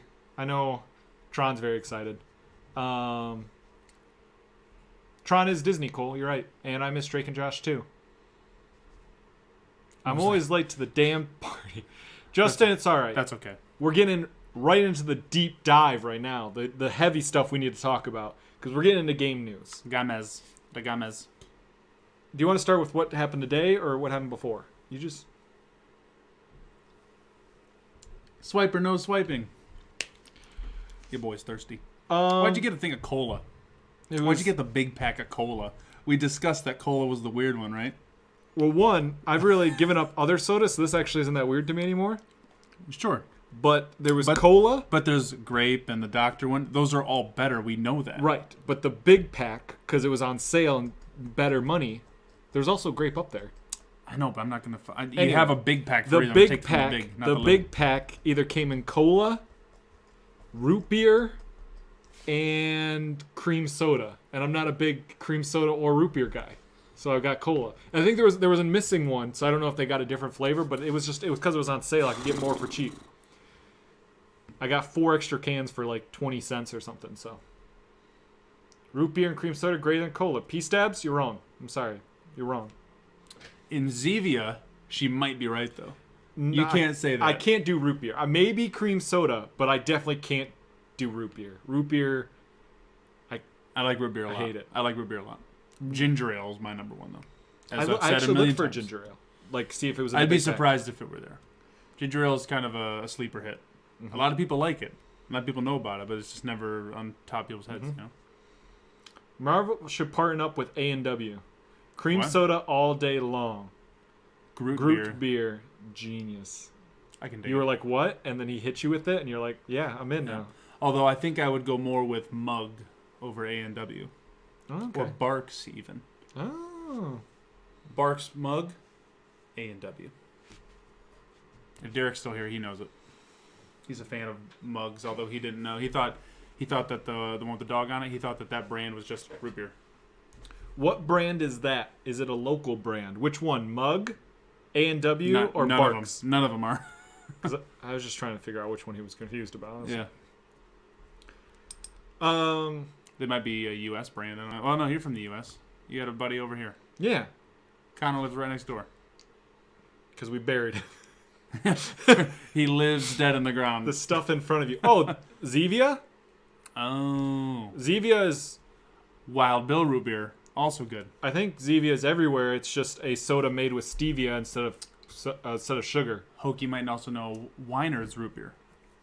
Weiner's root beer also good. They If you- do cherry soda, cherry cream soda. Yeah. That's good shit. If you go to a Orange cola cream. aisle and you look at all the beautiful cola, way down at the end with all the other stuff you've never heard of, you'll find Zevia. Yeah. I think it's a national brand too. Yeah, it should be everywhere. It's not like that Blue Sky though. But if you want real beautiful soda that is so good that I can't have in the house because I just drink all of it all the time, Blue Sky soda is the best soda you ever drink. Hokie asks, is Northwoods local? Hokie Northwoods is made in Traverse City. I've never heard of it. So I'm going to say yes because I'm a soda Well, guy. you have. Because remember you were talking about the soda bar for esports? Oh, I was like, yeah, that'd be cool because I told you there's Yeah, a you bar did, in okay. Traverse City that Northwoods makes a soda just for that bar. Now I'm with you. Family Fair is Blue Sky. Family Fair, Brent, real cheap place. I'm telling They're you, everywhere. up Blue north. Sky Blue is Sky's good. They've got amazing. They've got it at Lucky's. They've got it at the Meyer in Traverse City. Not the one Usually, here, but- I'm not like this kind of guy, but Fountain Blue Sky is even topper than can, you know? So the only place that serves that is Blaze. So Blaze Blaze Pizza is the only place to get good and soda. Way Back Burger by the other Best Buy on right across the street from that Meijer. Yeah. There's a place called Way Back Burger. They've got Blue Sky there. Interesting. Mm-hmm. Did you Google restaurants with Blue Sky? No, I walked in and got. On the East Side, They just added West it. Coast. I've never seen it. I bet you most people in the East Coast haven't seen it. Probably. It's a weird one. It's typically your eyes just scan over it. Where's the Coke or where's the Pepsi? Exactly. I was just trying to drop as much stuff, trying to be healthier. So I thought I'd try something else, but I still need that carbonation, that soda little kick. What I have been doing is I get if I get a drink, it's like Sprite and then just fill it up with other stuff, like light vitamin water and stuff, and then that vitamin water just gets a little sparkly with it, and it's good. But I know Justin says, so that's like near the Bubba Cola and Dr. Thunder, I see. Totally not. Not available in my town. Or the Zevia. Got to the go to a Dewey health Mountain store 30 You ever miles seen that? north. Jeez. The Dewey Mountain. I love those ones. Or Mountain Mist or whatever they call it. Justin, just look for Blue Sky. Hokie says, though, TC needs some new restaurants. Mm-hmm. He says, had to strike Blue Tractor off the list last week. On Thursday, got dinner with Hokie. Mm-hmm. At Blue Tractor, restaurant I worked at for a long time. Okay. Known for their mac and cheese. I Delicious like mac stuff. and cheese. Mac and cheese did so good. I don't think I can well, talk because they about give it you right they now. give you 100 different mac and cheeses there. Okay. I think right now they literally have like 6. Okay. But all the same. It's way different than 100. When you said they literally have, I was waiting for a big number, and then you said 6, and I was like, oh, okay. Yeah, they got 6. Okay, go on. But it's the nice thing is you can get all 6 as just a side to a meal. So it's a big side if it's 6 different mac. Or you mean you can get no, you one like of the all 6 of the as- 6s. You can come get in it small sizes so that you can get it. But we went. Shay got mac and cheese that was like super flavorless. Ooh. We got one that was like pork meatballs and mushrooms and like all this stuff because it was a special pork thing they were doing that Got day. it. You bought it, you got a free beer, and I was like, "You buy the thing, I'll get the beer." Pork. It was not a good meal. They gave me chicken wings, Mhm. which the chicken wings they do the full wing there. The sauce, perfect. The blue cheese, phenomenal. The wing was cold in the middle though. Ooh. But I was like, fuck it. Honestly, it still tastes good. I'm sad it's cold, but it still tastes wonderful. Plus, after working here, I know they would just take it back and microwave it. I know they do that because I've done that. You've done it. So it's like, there's no point in me sending it back. I'm just Gotcha. going to eat it. Hokie got a meal. He liked his. But he got like this weird Chipotle chicken salad thing that was like... Chipotle! Which, how can you fuck up a Chipotle chicken salad? I don't know. To be fair. Mrs. Hokie got mac and cheese. But she just got the 3 cheese. She didn't want all the barbecue pork or the sausage or the vegetables. or Straight this and 3 that. cheese. Just straight 3 cheese. Bro, I swear to God, there was like negative cheese in there. Like, I watched her flipping it around and it was like, where's the fucking cheese in there? And she tried it and she's like, this tastes like nothing. And then Hokie tried it. He's like, what the fuck? And I was like, damn. They changed the fried pickles from the spears to the slices, which is okay, but I don't like the change. It's like, Okay. why are we changing? I like the slices food's better, are- but go on. Me too. But they it's started different. Got it. spears. Yep. It's just like, I'm why are with we? you. We're obviously changing, not for the better. I look at all the managers' cards. There's 4 managers that worked there. I don't know any of them now. Blue Tractor, Off the list. sayonara. Hokie's Charlie's. even like- You're in the back with Charlie's now. Yeah. That's where you're going. You and Charlie's go have a good time by Go yourselves. fuck yourself. Charlie's, you make a good whiskey burger. Fuck off. Fuck off. Great burger, but get out of And here. you know what? I hate to say it, but that like right now, Blue Tractor is like almost, I don't say sacred, but it's like I would tell a lot of people, hey, go to Blue Tractor up at Travers. Mhm. But it was so bad, I feel bad for ever telling anyone that. Steak and Shake is above now. I would Ooh. tell someone to go to a fucking Steak and Shake first. Steak and Shake. Which is crazy. That is crazy. Crazy that I would Good deal, think to though. do something like that. And we've It's hell of a never deal. been done wrong. Never been done wrong. Never been done wrong. We've only been done real right. Real right. For real cheap. Cole and Justin both talking about Mr. Pibb. This is the thing. I Well, used to Mr. Pibb is good. Drink Mr. Pibb all the time. They don't have Mr. Pibb anymore. No. It's all Pibb Extra. They have Mr. Pibb. I've never seen a Mr. Pibb. Worst macaroni of my life, says Devin. Yep. There it is. Miss Hokie. Because you know what it was? It was just noodles. That was like spray painted yellow. but it wasn't even yellow. It was like It's like the Rob Dyrdek grilled cheese with it spray wasn't. painted gold. It wasn't even this yellow. And that's. I And- mean, and it's real white right there. on there. And honestly, via the monitor, that's kind of what it looks like. It That's was not like white. it was like they just poured. I mean, heavy, that's not yellow. It's like they just poured eggnog over the top, like that kind of color, Ooh. and that consistency where it was like, is it all on the bottom? And we looked and we're like, it's not even there, but on my plate it was. And I was just like, what the hell? The problem is you just Pathetic. The problem is you just said eggnog, and love I'm eggnog. thinking, oh my god, I gotta wait another like 9 months until I get an eggnog milkshake from McDonald's. Damn. Do you like those? I thought you I hated do. those. I love those. It's still sitting in my fridge. I paid $25 for wet noodles. Yeah, we did. Bubba's, don't fail us now. Bubba's, real good meal. That was the first time Hokey and I ever had dinner together. Was at Bubba's. I bought him the Christmas gift from Real Pixel, the Raspberry Pi. I want to state right I now got the tots. that we were about to go into game news. I think like 10 minutes ago, and this whole thing started because he took a sip of my drink. So game news. I wanted to sit, man. I could talk about food this whole thing. You want to talk about restaurants, Brent? You want to talk about what upsets me, disappoints me, versus what gets me going? Maybe we should start a new show that's just restaurants. Because I could talk about food for a long time too. No, I don't think so. We don't have enough restaurants around here. That's true. There's not enough cool things to try. Yeah. They did not have the Shamrock Shake this year. Justin, where the fuck do you live? I was just at the world's shittiest McDonald's. And it's not shitty, it's just slow. They offered me a Shamrock Shake. Just slow. So, it's not a bad McDonald's. It's just a slow McDonald's. I mean, the McDouble I had, it was well put together. Yeah. It was stacked vertically well. So, Missouri, our McDonald's has clearly taken the shitty crown from yours. I agree. That's interesting. Again, not a shitty McDonald's, just a slow McDonald's. So, you just got to be prepared when you walk in. It's kind of like It's kind of like the Wendy's over here. Pretty much, Mason is a slow town. You really have to really got to poke to get them going. You know. So. And you know what was funny? 3 guys working there. All of them had hair longer, like beyond their shoulders. Okay. But only 2 were in a ponytail. But the one without a ponytail, not working near food. I was cool with it. I'm trying to think if I know. And speaking of disappointment, Apex Legends Season Pass is mediocre at best. Yeah, that's kind of true. I don't know what people problem. What do you want? Cooler shit to get. Like what? I don't like. Better weapon skins. I like the weapon skin. It's just gonna take me a while to get to the ones I like, which should be a battle pass. Well, I mean, there's only fall, well knitted, and the map one, and then there's the special one for the Prowler and the Havoc, and that's it. There's 2 different Prowler ones. There's the Hunter one, right? Well, there's one for the Prowler as well, but I believe it's the well knitted, or it's the map one. But it's like you have those same 3 camos put on all these guns, and then you put in 2 different guns. One at the very, very end. Very end. Which is the thing to win. Which I'm not disappointed by. It's just I don't like the Havoc. But if it were on it like the Peacekeeper, I'd love it, you know. But all the same, then there's the one in the middle. That's actually really cool.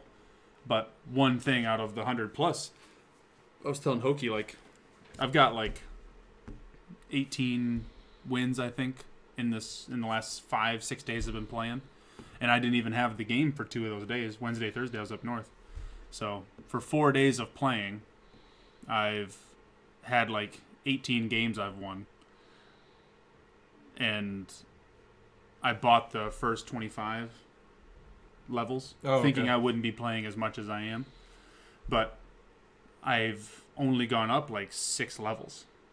Okay. And I've won all of these games. I've gotten, I think I'm approaching like, I'm like 150 or 200 kills this season with Pathfinder. Like, I'm going hard, and I feel like I've gone nowhere in the Battle Pass. And the things that I've gotten especially are like, here's a Bangalore tracker for damage done in the first season. And I'm like, there's a throwaway, there's a throwaway, there's a throwaway. I'm throwing the pen. Like, I mean, P-Stabs, go ahead. Cole, I'm on Xbox. You're on Xbox too, right? We're on Xbox, not PS4.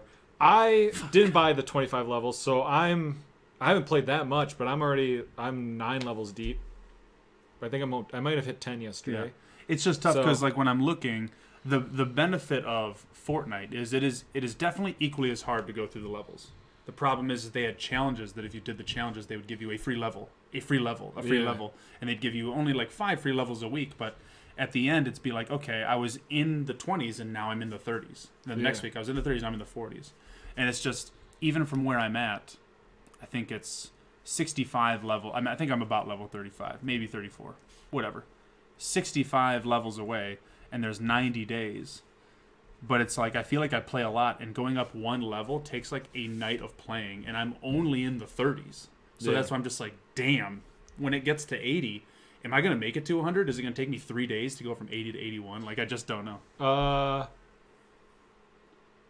Cole, you need to get Xbox Live because we need a third. I just bought 2 years of Xbox Live for $50. P-Stabs, well done. I'm proud of you. Void hand cannons. My thing. I can't even think of a void hand cannon. I can think of the hard truths. Or not that one. The vigil, the one that's like the dreaming city hand cannon. That one sucks. I'm trying to think of like a void hand cannon. It's no bueno. Icolas. Oh, the Icolas hand cannon. Well, maybe you dropped a void. I think mine was so. Maybe it is only. I don't know. My thing with the battle pass. I feel you, Justin. I feel you. I like the battle pass is just like something extra. I've never like the Fortnite battle pass. Like there was nothing ever in those for me either. I just did it because it was like another thing I could be earning. Because like I'm at level 56 or something, and 40 something levels. I'm not going to get that level. The battle pass is just another thing I can rise in. That's all it is for me. I just need more levels. One of the problems I have with the, well, not a problem. One of the things that was so great about the Fortnite thing was that when you didn't have characters that had abilities, their skins had nothing to do with them. It was just you could make the movie sea monster. You could make the creature from the Black Lagoon, and then you could have someone who's dressed up like a reindeer for Christmas, and then I have the Raven, which is the creepy almost scarecrow looking kind of guy. But it's all of these different skins are so wild that it's like, man, I want to dress up as the Yeti, but he's level 45 or whatever, so I got to go for that. The only skins that there are in the you just get them for buying the season pass. It's like I wish there was like, I think one of the things that I could say that would really almost fix it is just one cooler skin for each that were different from each other. Not they're all going to get the same green hack the system moving logo, but it's all going to be for their characters. Character skins, I think, is something that could up the game, but we also have to remember Fortnite's been going at it for how long? How many battle passes? Is their 8th battle pass, 8th season? So. This is Apex's first, and it's been out for a month. Well, the other thing though is if you need that to keep playing this game, maybe you shouldn't be playing the game. Well, the other thing though is like in the span of the whole battle pass, like they have so many different things that they could have done. Like it could have been more unique, or they could have added different trackers, or like I said, the different skins that were unique to each character. But it just feels like they're missing things. And the XP that like there's the boost your XP. Yeah, it's like it's 5% every like 15 levels, which is not a whole lot. I think you get a quarter more XP by the time you're 100. It's like yikes. Yeah. Do you know how long the season runs for? They said 90 days. It's only 90 days. That's my problem. There's no way I'm getting to 100. That's the problem. That's what I don't want to say problem, because that like I bought 25 levels and I don't think I'm going to make it. And so far I've played a lot every day. Yeah. And I don't think I'm going to make it. So it's like you're catering to the extreme. Yeah. Or you're asking people to pay for your levels. But I don't know if that's what they're doing. The thing is if I were to pay for the 25 levels, I still only get to 25, right? I don't get to 34. It doesn't take my 9 levels and add 25 to it, does it? It does, yeah. Oh, it does? It does. Although you can't buy it anymore. You can only buy it day one. Oh. Well, you'll now, because it says like 4,200 x 2,800 to pay for 25 levels. But it's discounted from 0 to or 1 to 26 or whatever. Got it. The one thing that I think they need to throw in there too, that was like, it just doubles down on why do you have this, is any of the 3 currencies. Or I mean, not any of the 3, any of the other 2.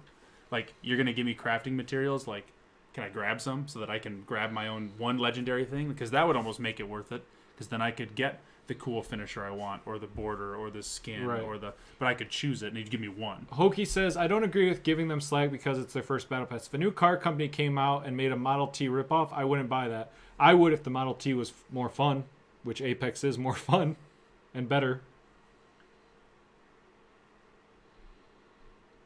And especially if the Model, especially if the Model T was like, oh, we like what that new car company's doing, let's steal their shit too. If the car gives you great gas mileage, is super sexy and it's fun to drive, but it has no power steering or has no ABS, then you can still critique them for not having ABS. 100%. And we can critique them on having a shit battle pass, even though they're the best battle royale game there is. Right now. But I feel like a lot of people are jumping on them when my thing is the battle pass is just extra. If you're playing this game for the battle pass, maybe you should play a different game, because that's not what the game's about.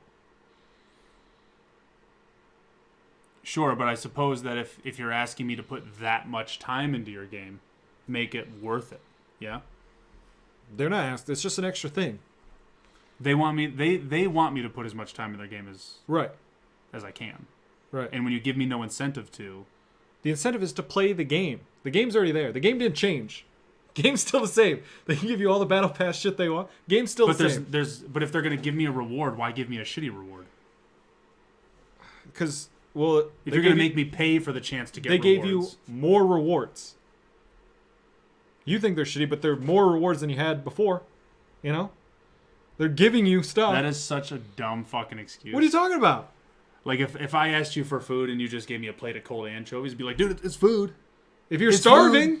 If you need a reason to play, is ridiculous. If you need a reason to play, just turn on the game and play the game. I don't understand people's problem with it. It's people have a right to bitch about it. I think the battle pass is still fine. That's why I paid for it. But if you're gonna pay for something, I think it should also be critiquable. If it's something, if I were to say, here's $10, give me some food, and you give me a plate of anchovies, I can still bitch about it, right? Not if I show you the anchovies beforehand. They showed you the battle pass. They told you it was going to be in it. And not everyone that's bitching about it bought the battle pass. If I go to a restaurant and they only have cold anchovies for $10, I can be like, yo, this is fucking stupid. Right? But then don't buy it. Okay. Well, I'm not the one bitching about it. I just don't understand. I'm trying to critique it. I'm not... It's a little bit different. I don't get it. I don't know. I just feel like people are coming down really hard on it for no reason. Just to be mad at it. It's the internet, let's be mad at this thing mentality. And it's so weird. Because the game is great. The game hasn't changed.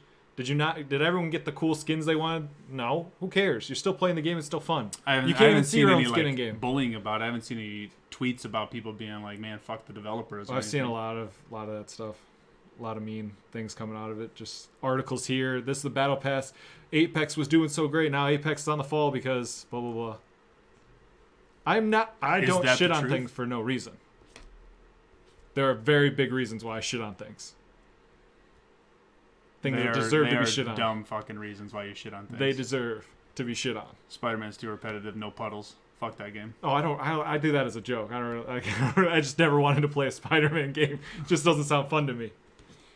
I just joke on that because it's funny. Now the Power Ranger movie, I'll shit on that all day because there's legitimate reasons to shit on it. That was a bad movie. Exactly. But you do, even in that, you do pick out dumb stuff. For Power Rangers? Yeah. The Krispy Kreme's a dumb thing to hate on? The Krispy Kreme is a good thing to hate on. Okay. God damn it. The fact that they only wear their helmets for like a minute and a half of the movie. The stupid title sequence at the bottom. There's dumb things. After watching the Pokemon trailer, I hope you shit on it also. No, I'm really pumped for the Pokemon trailer. There's a lot of good in that trailer. Pokemon movie? Yeah. Every Pokemon movie. I don't know if there's one that I've been like, boo. Did you watch the one where Pikachu speaks? No, but I don't think he speaks in the trailer, so I don't know if I could hate on the trailer for that. Or I guess I never watched the movie either. But I'm thinking all the Pokemon movies that I think of when I see the Pokemon movie, and I think of like Mewtwo's Revenge, Detective Pikachu, stuff like that. This is the thing. Cole says Battlefield 5's Firestorm just came out. It's pretty fun. It's their Battle Royale mode, if you didn't know. Something came out about that when Battlefield, someone asked, it was like, hey, will you ever go like free with your Firestorm mode? And one of the developers came out and said, like, nah, it'll be part of Battlefield 5. And I was like, that is like, Firestorm is already not in the greatest light because it took forever to come out. It's behind all these other Battle Royales now. And on top of that, you're not making it free. Like, even thinking about making it's it free. Blackout, you know? Yeah, but like... It was attached to the game. Yeah, but you get a full game with it. But that's the thing is, like, that's a big... You're making a mistake if you want to try to get in this field, which I feel like Call of Duty is also fell out of that too, you know, because you have to buy the game.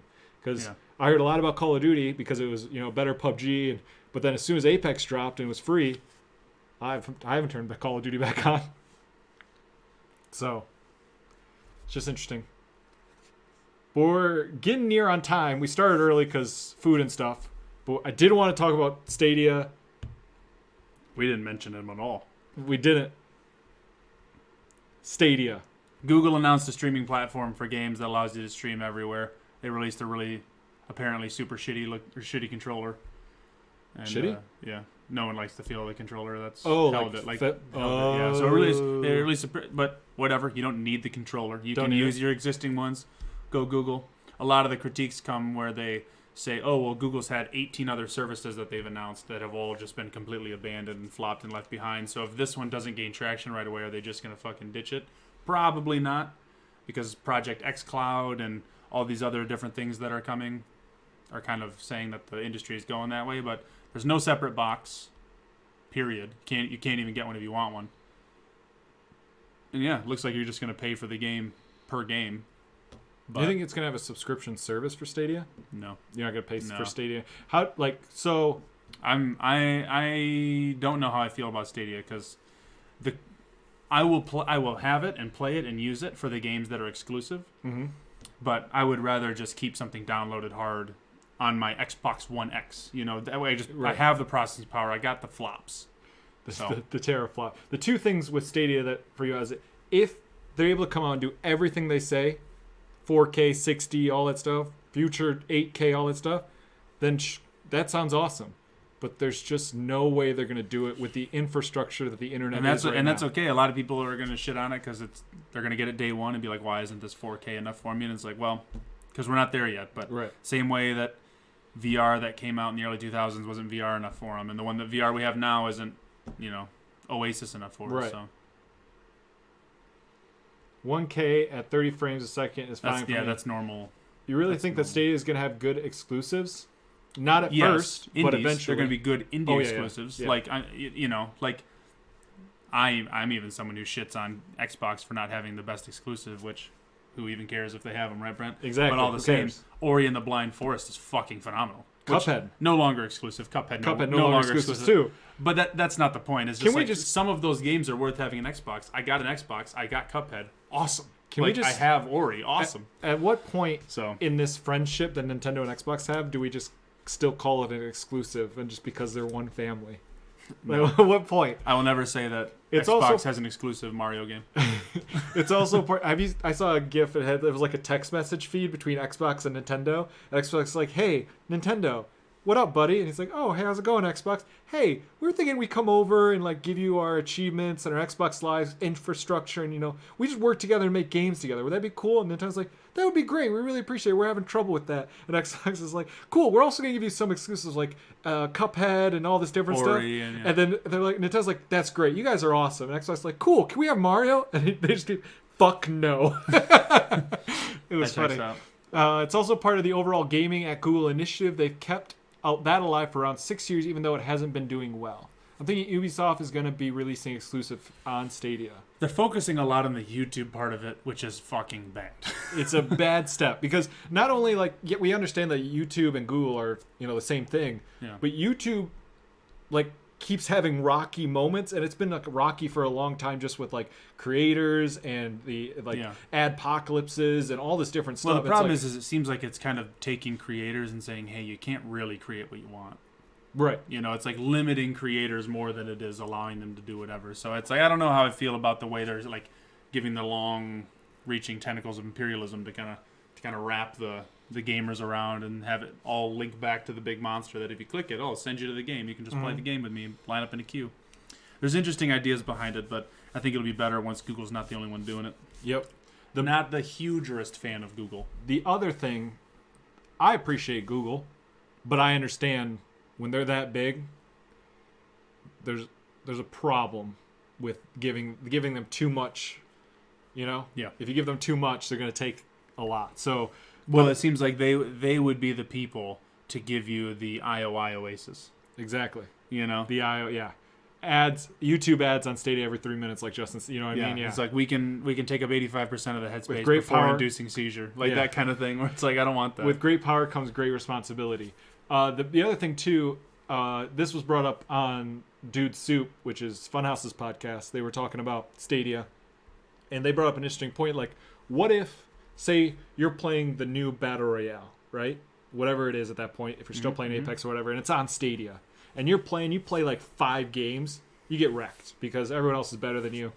That just happens sometimes. You're just not good at a game. They do some building mechanic that I can't do, or they do something that you just can't get, and you're just like, fuck it, I'm not playing this game anymore.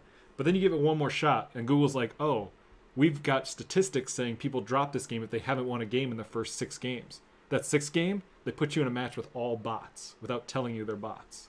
So you win. So you keep playing. And they can do that because the system's in their end. PUBG Mobile did it when you first start playing PUBG Mobile. They never say they're bots, but we all know they're bots because they run out to a field and just stand there, you know? But like, what if they do that to games?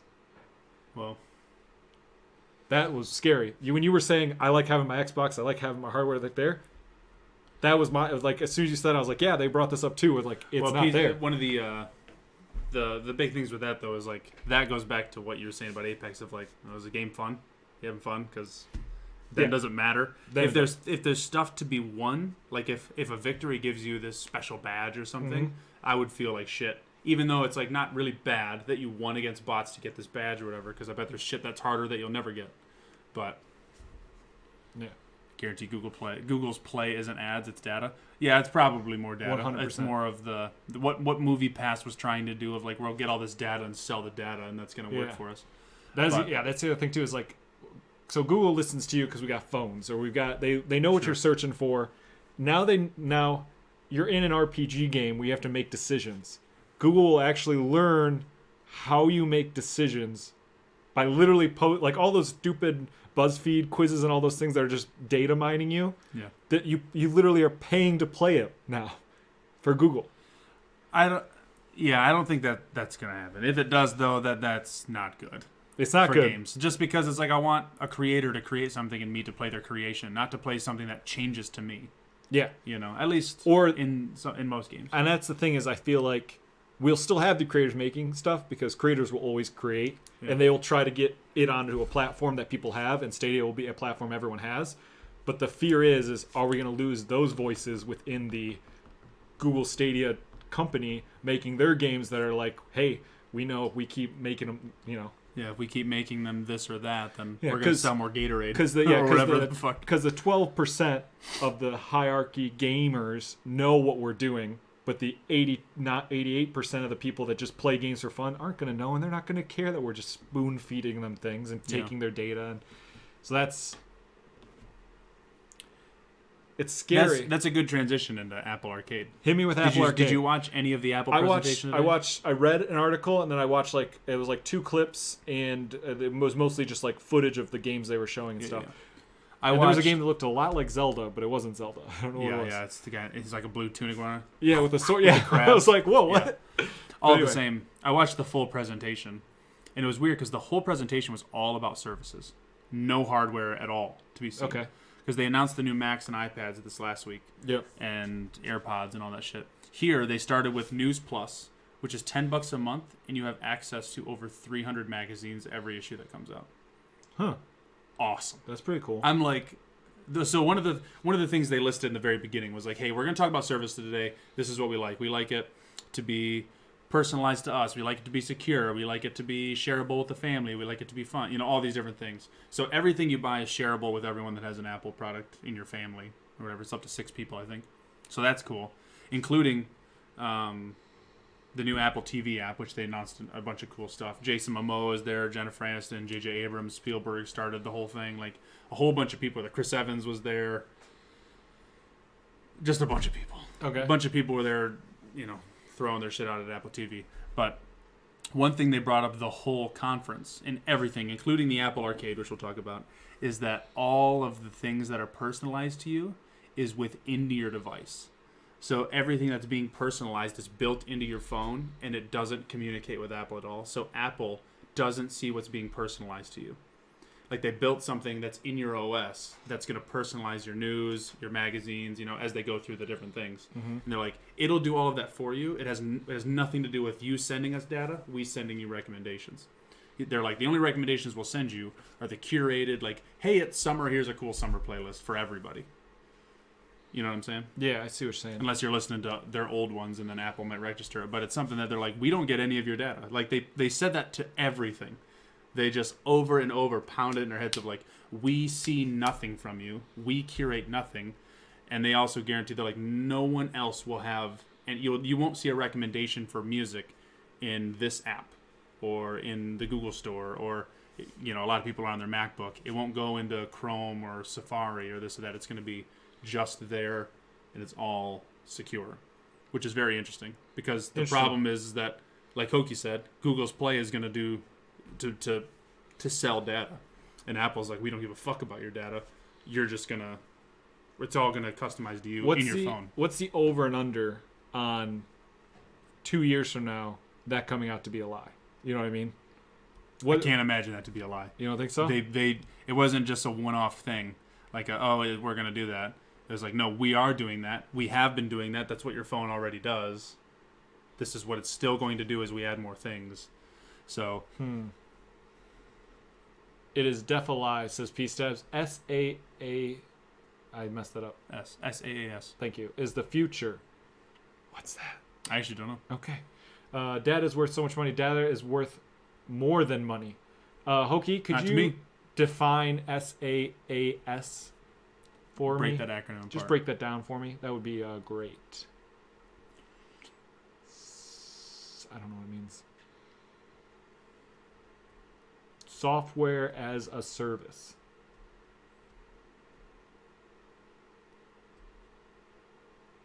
But I don't know what that's got to do with. I don't know what that's got to do with data. Yeah, I'm confused. I mean, like software as a service, I totally agree. Like Cloud Excel is right now. Or Google Sheets, or Google Docs, or whatever. Did you hear they're canceling Google Hangouts? Oh yeah, they said that. Hangouts, Google Plus, like all those, crazy. I never used. Which is crazy, because the first thing I thought of was like, Ben Monster. Yeah, Tuesdays with Ben Monster was like, hey, we'll do a Google Hangout, and I was like, I've never used one of those. And then they're saying it's being gone. I was like, all right, I guess I don't have to learn it. It's weird, because I've had this kind of back and forth, and I'm just like, I don't know if I want to do Google stuff anymore, because the more I'm on Google Chrome, the more I'm like, this is weird. It's weirding me out. Because if you're consuming their services, you're putting your data on their servers. Ergo, they have a shit ton of data.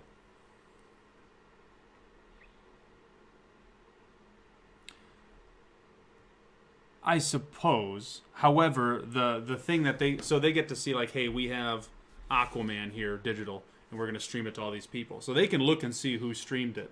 However, what's the benefit of having that data? So that you can be like, Aquaman was cool.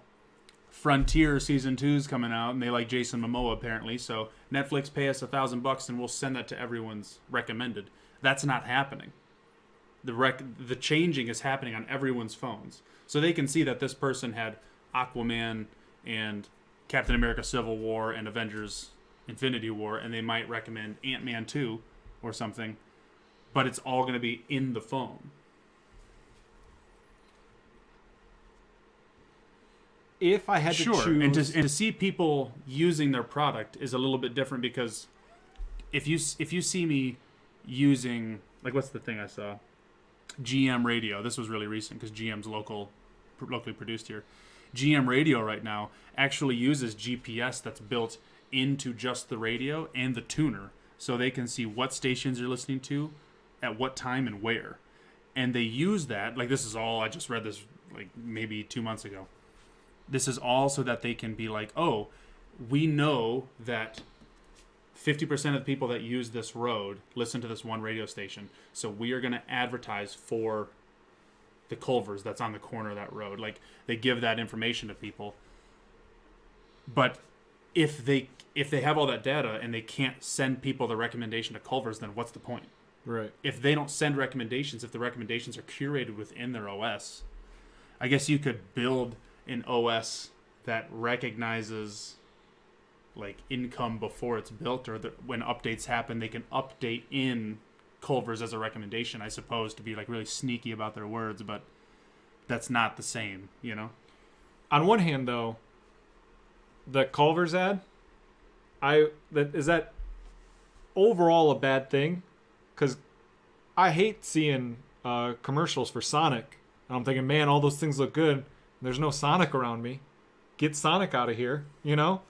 I don't want to see a Sonic ad because it looks good. I can't have it. But what happens when you never see a Sonic ad? You drive to Tennessee, you see a Sonic, and you're just going to be like, I don't know. You know, you're going to see a Sonic, and maybe, I guess we have a Texas Roadhouse here.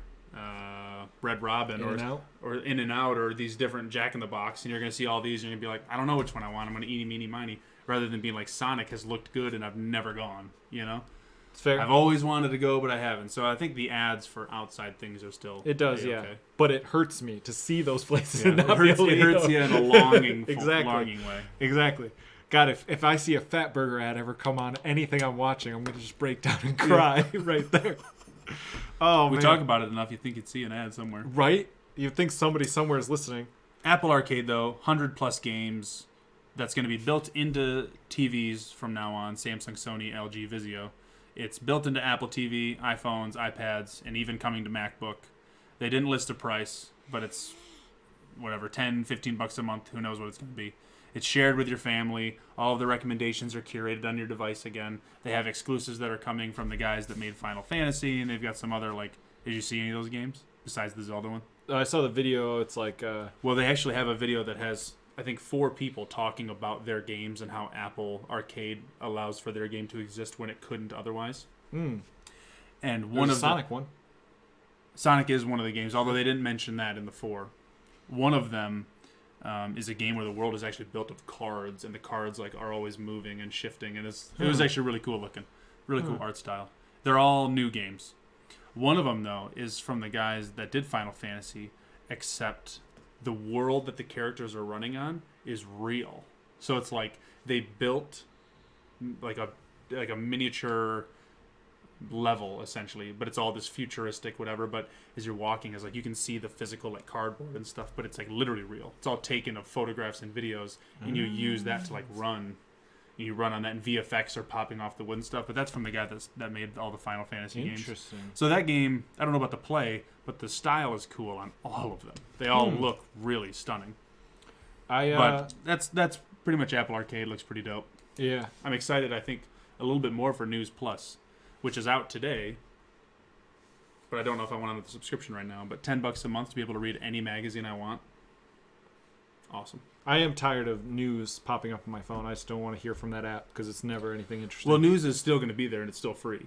Right. News Plus allows you to have the Wall Street Journal, the LA Times, like all these different news articles, or newspapers, rather. You're subscribed to the paper via that subscription service, and you have all the magazines in the world. So you've got Wired and Entertainment Weekly and National Geographic. And what about Cinematographer Weekly? I haven't looked at all of them just because But yeah, Cinematographer Weekly. I'd like to see I'd like the Scientific. I did not see that one. I saw. So there's a whole wall of them on there. They all seemed like the A list. Oh, okay. But it could have been because there was like on the big wall that they showed of all the covers. I saw like 4 Nat Geos. Got it. So, but it also allows for live articles and stuff, kind of like a Harry Potter article, of like they're looking at something and there's like motion happening and like whatever, but it's not a video. Gotcha. So it's got some pretty cool UI design that seems to be possible there. But I'd love to have Men's Health, Cinematographer, The Scientific American, Wired. I would love to read those on the shitter rather than just scrolling through Instagram still. I would just delete Instagram and be like, cool, I got magazines now. Magazines to look at? Well, especially because it's on Mac OS now. It's on an iPad. So if you ever just get a $200 iPad, that's all your magazines forever. Yeah. Interesting. Pretty dope. Interesting.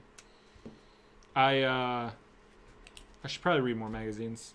I used to subscribe to like 4 or 5 magazines, and I would just have them. I would get them, set them next to the toilet, and then that was it. I would just read them while I was pooping. You know what I mean? I want to Cole say, knows what I'm talking about. I think the only thing that I've had subscription to like that was Pornhub Premium. Shonen Jump. Had Shonen Jump. Oh. Subscribed. Interesting. It would come in the mail. I had Game Informer for a let's long go. time. Game Informer, Sports Illustrated, Men's Health.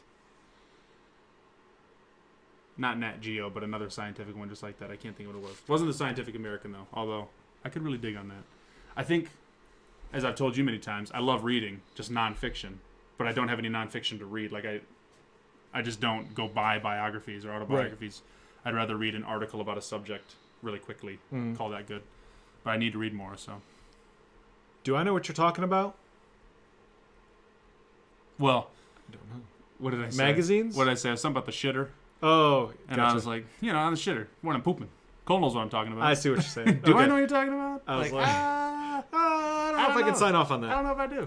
I feel like this message has not been approved by Cole. Stadia was probably a big topic, and we didn't get a ton into it, but I feel like it's something that's going to be talked about from here There's on. going to be an article that comes out saying, "Oh, this is new info." We'll talk about it then. Yes, and then also they got a whole big thing announcing more in summer, right? They said that they're going to come back in the summer and do a whole because it's not out yet, so exactly. they're going to do another. So if you were like, "Man, I really didn't get their full thoughts on they're Stadia," probably going to be at E3, honestly. Right. It's because although they did spend a long, I just remember about 3 days until Borderlands. 3 days. 2, dude. I compartmentalized it in the back of my head, like, don't get. I wasn't going to bring it up. I read something else on it, but I was just like, because summer E3, I was like, when is Borderlands coming? Did you I can't wait. Did you hear about the people? It's kind of like, how like people overhype that they're going to get something big. People are trying to do an underhype for it because they're like, all right, let's take a look at this. It may not be Borderlands 3. And they're like, what else could it be? And all these people are like, it's probably just a remaster of Borderlands 1. And then they broke it down and why it's all that way. And people are like, shut up. And like, it's like the opposite of overhyping. It's so funny. People are like freaking out. It's really funny. I read on the pooper, but the only time I touch a magazine is at the doctor's office. That's fair. But they always got shit golf ones. They do. 3 days. 3 days. I'm so excited. I'm very excited. I'm so excited. But talking about all the underhype and stuff, IGN released an article of like 10 things we want for Borderlands. One of them was create a character, which is some of the dumbest shit I've ever heard in my life. Of like, are you giving me like classes? Like, yeah. That's the point of the game. Is like I play through the game as one class and I can play through as another. Like, I mean, adding my own abilities at that point, like truly my own abilities, is like kind of OP. If I could just pick up something and become the other characters at any point, is like, now I don't have replayability. I'll be able to collect more stuff maybe. The thing I would like is hyper customizability of the character. They exactly. Give me. Like yes. Like Apex. I would love to be Octane, his abilities, but let me customize. Like, it's not an Octane person. It's just, it's like a mage. Right. I'm a mage. They suggested, but I want. They suggested that you could gain your own abilities, kind of like Anthem, where you could pick up this or pick up that and like change who you are. That would be really OP. And I was like, nah. Like even if, because in Anthem you use your ultimate, you get one type of ultimate, and it's the one thing, or you're only limited to these abilities. But it's like, I want my character to have the same abilities at all times, unless I change up his skill tree, which is like drastic and costs credits in the game and all this stuff. Not only that, but then they were like, it needs a battle royale, and then they put because why not? And it was like, who the fuck wrote this article? Yeah, of like they've never played Borderlands, because like this game is huge. That's like saying Skyrim, the next Skyrim or Elder Scrolls game is going to need a battle royale. It's like, why? And their reasoning, because there was like, thing number 1, reason. Thing number 2, reason. Battle Royale. Their whole reason was just the words, because, why not? And it was like, who the fuck wrote this? Like, how did IGN publish this right after they announced Borderlands 3's coming out? The top 10 things we want. There's a bajillion guns in Borderlands. Like, that's the idea.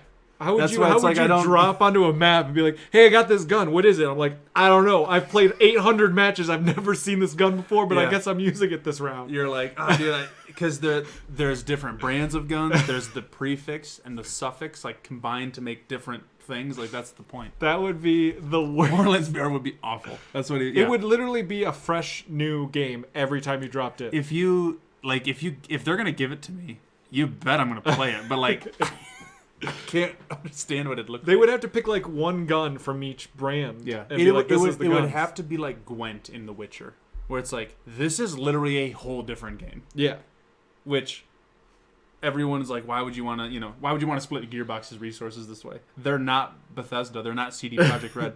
They have limited money. We don't want them to make a whole separate game. If this is the reason why Borderlands 3 is taking so long, like, well, I'll be pissed. We're all gonna riot. But I was you mean Borderlands 1 remastered because it's not Borderlands.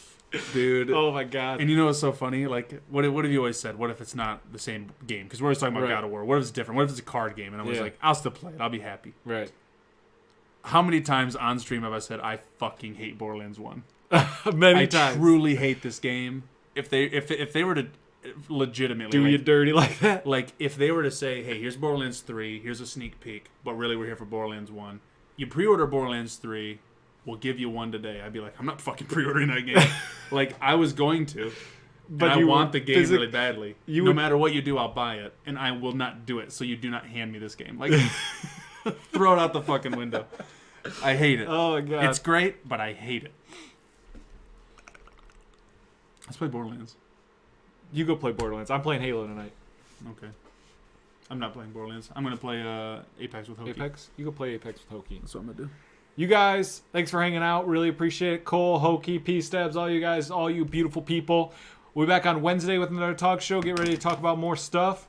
I'll probably have less trailers to watch because I doubt there'll be 8 trailers dropped tomorrow. I'll watch, and there'll be now. They'll announce a couple new movies and stuff. But we'll be talking about other stuff, games. Maybe we'll talk about more food. Maybe we'll hit a restaurant between now and then. Who knows? I missed it. No. Oh. And we ran 30 minutes over. Too. Yeah, we ran over. You missed it by a long shot. But I was just saying, Rufino, that I'm not playing Apex with you. I'm playing with Hoki tonight. Maybe Derek. Depends on if I can get home in time. Well, but if you play with Hoki and Derek's not available, can't you throw in? Well, he's going to be with Troy. I see. 100%. You're going to be with Alec. We got the perfect doubles. And actually, we have 2, 4, 6 people playing. We just have to split somebody up. Yeah. And again, Hoki and I are neurally linked, so... me and Hoki were nearly linked earlier. Just saying. I can hear Hoki right now. I can hear him being like, "Fuck you, Brent. No way." I'm just saying. I'm not playing tonight, but I'll be playing later, like tomorrow, probably, maybe tomorrow. I need to play more Sekiro, and I need to play Kingdom Hearts still. Thank God. I was like, you didn't bring it up. There's once. still. That was the thing earlier. We were talking about games, and I was like, right now I've got too many games. Yeah, because I got to get back to all these things. So. The first one I thought was Kingdom Hearts, but you didn't bring it up, and I was like, well, I think I said because I'm still rocking Apex. I love Octane, and then I got on that train instead of what games I'm playing. So, good. We love you too. Thank you everybody for hanging out. Really appreciate it. If you're listening to this on podcast services or watching on YouTube, you can watch live on twitch.tv/RealPixel every Monday and Wednesday, 6 p.m. Eastern Standard Time. Be part of the conversation like all these beautiful people are right now. For all the beautiful people in the chat, thank you so much for hanging out. Again, back on Wednesday. You guys, it's been real.